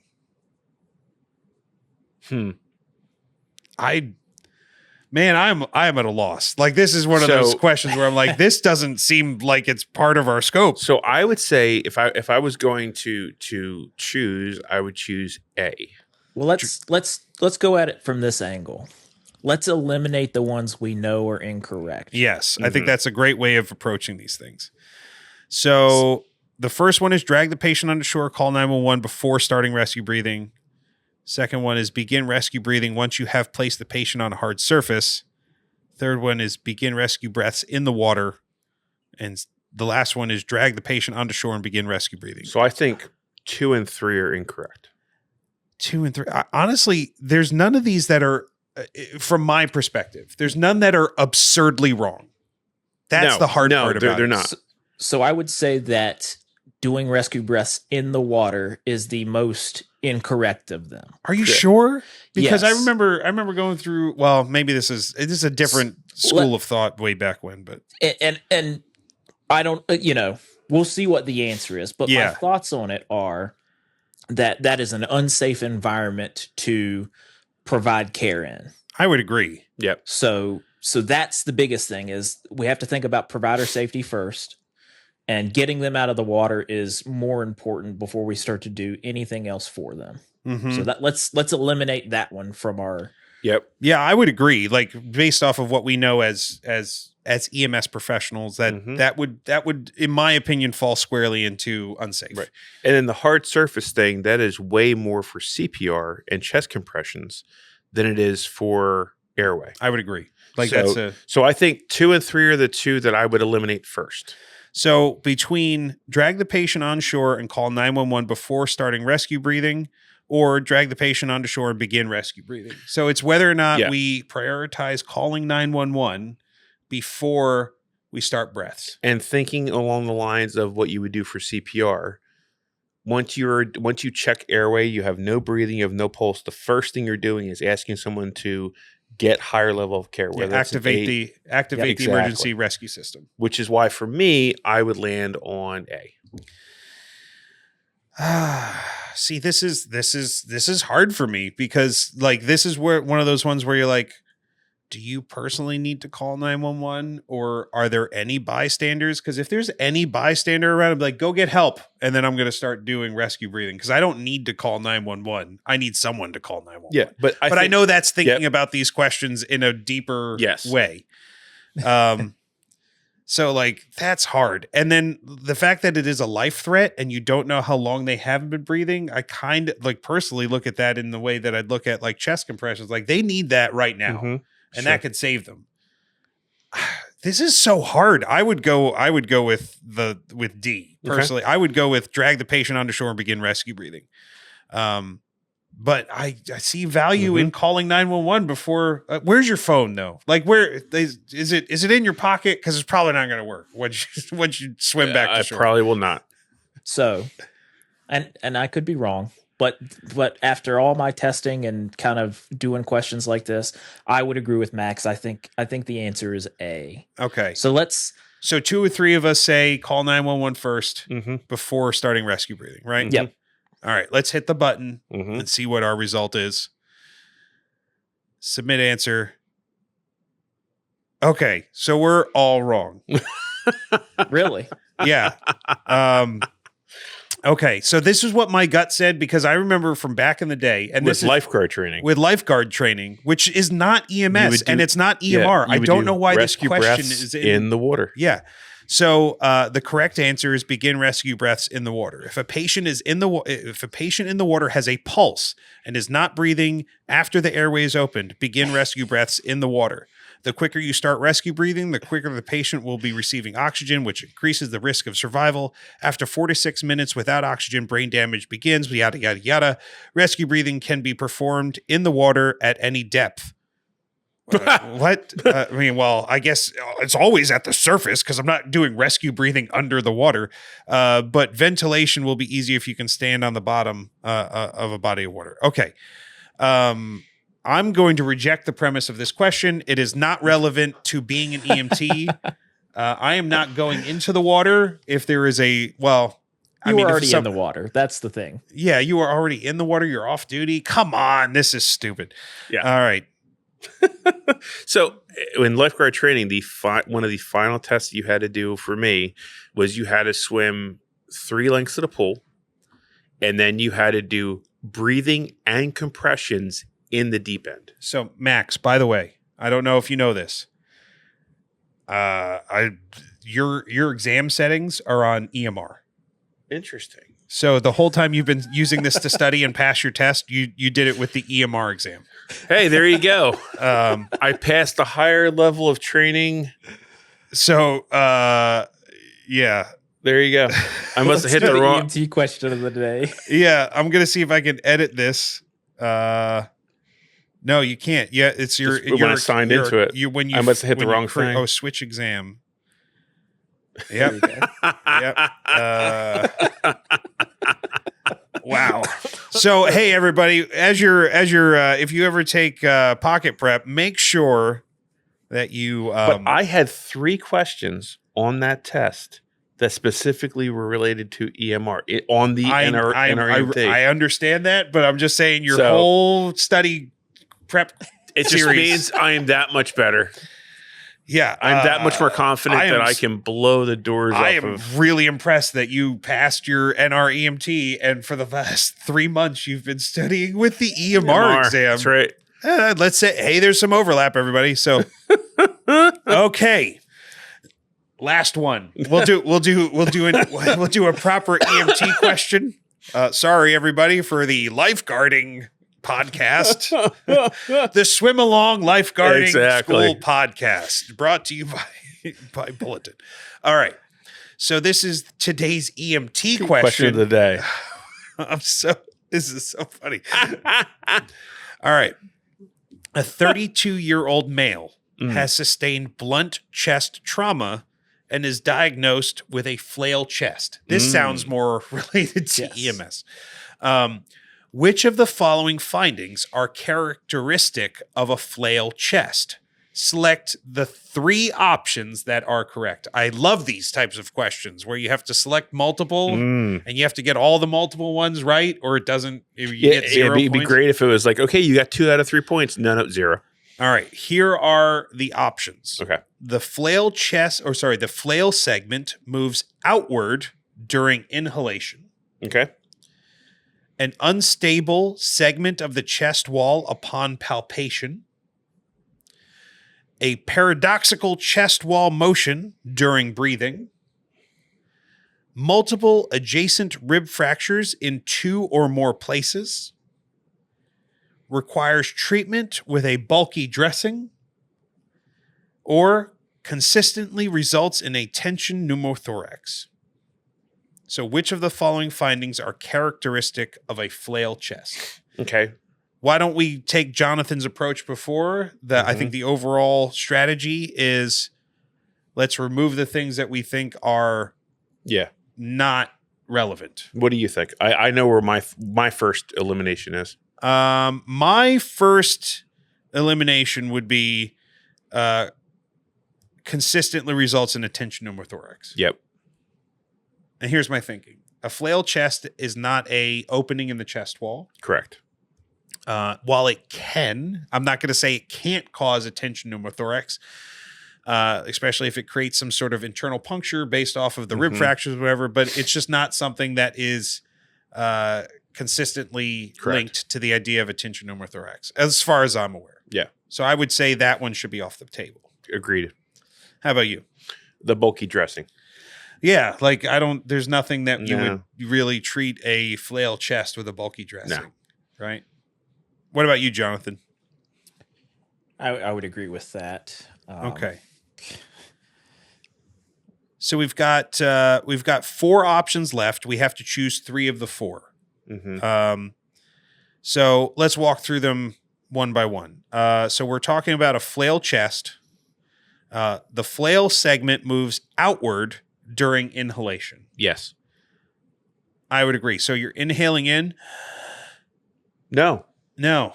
Because No. you're inhaling in, your chest wall should be moving out. And it would be moving in. It and the moves flail opposite. segment should be moving inward. Yes. Because it's paradoxical. So that is eliminated as well. I think that one gets eliminated. Yep. It does. Being that we're Mhm. we're thinking through it logically. Okay. Yep.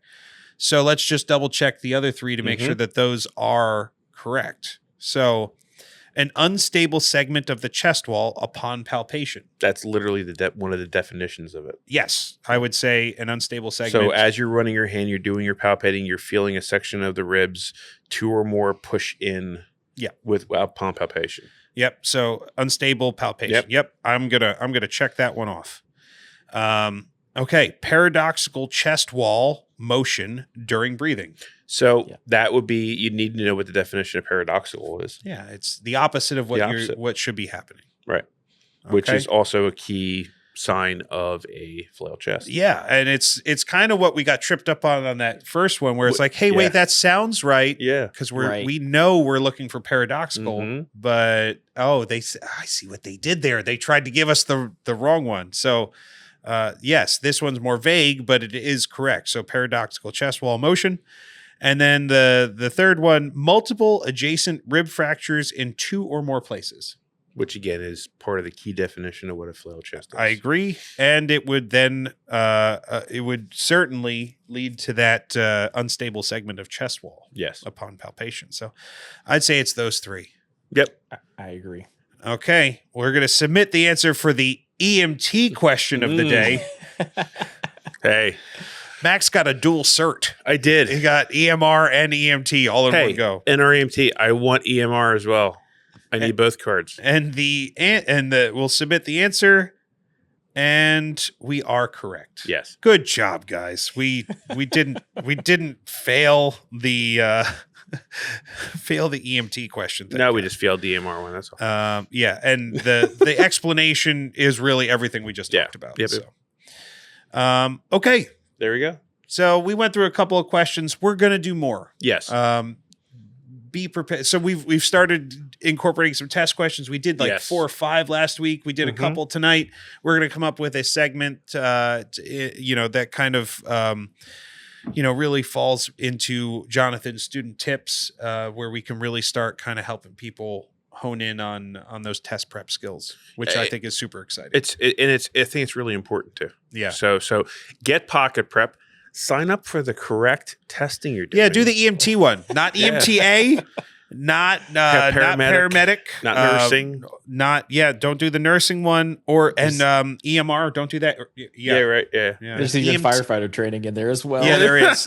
Yeah, do the Why EMT. is there all this Why questions about hose length? why do I need to know what diameter hose to pull from the truck for? Someone's messing with me. Oh man, I'm never gonna let you live that down. No, you're not.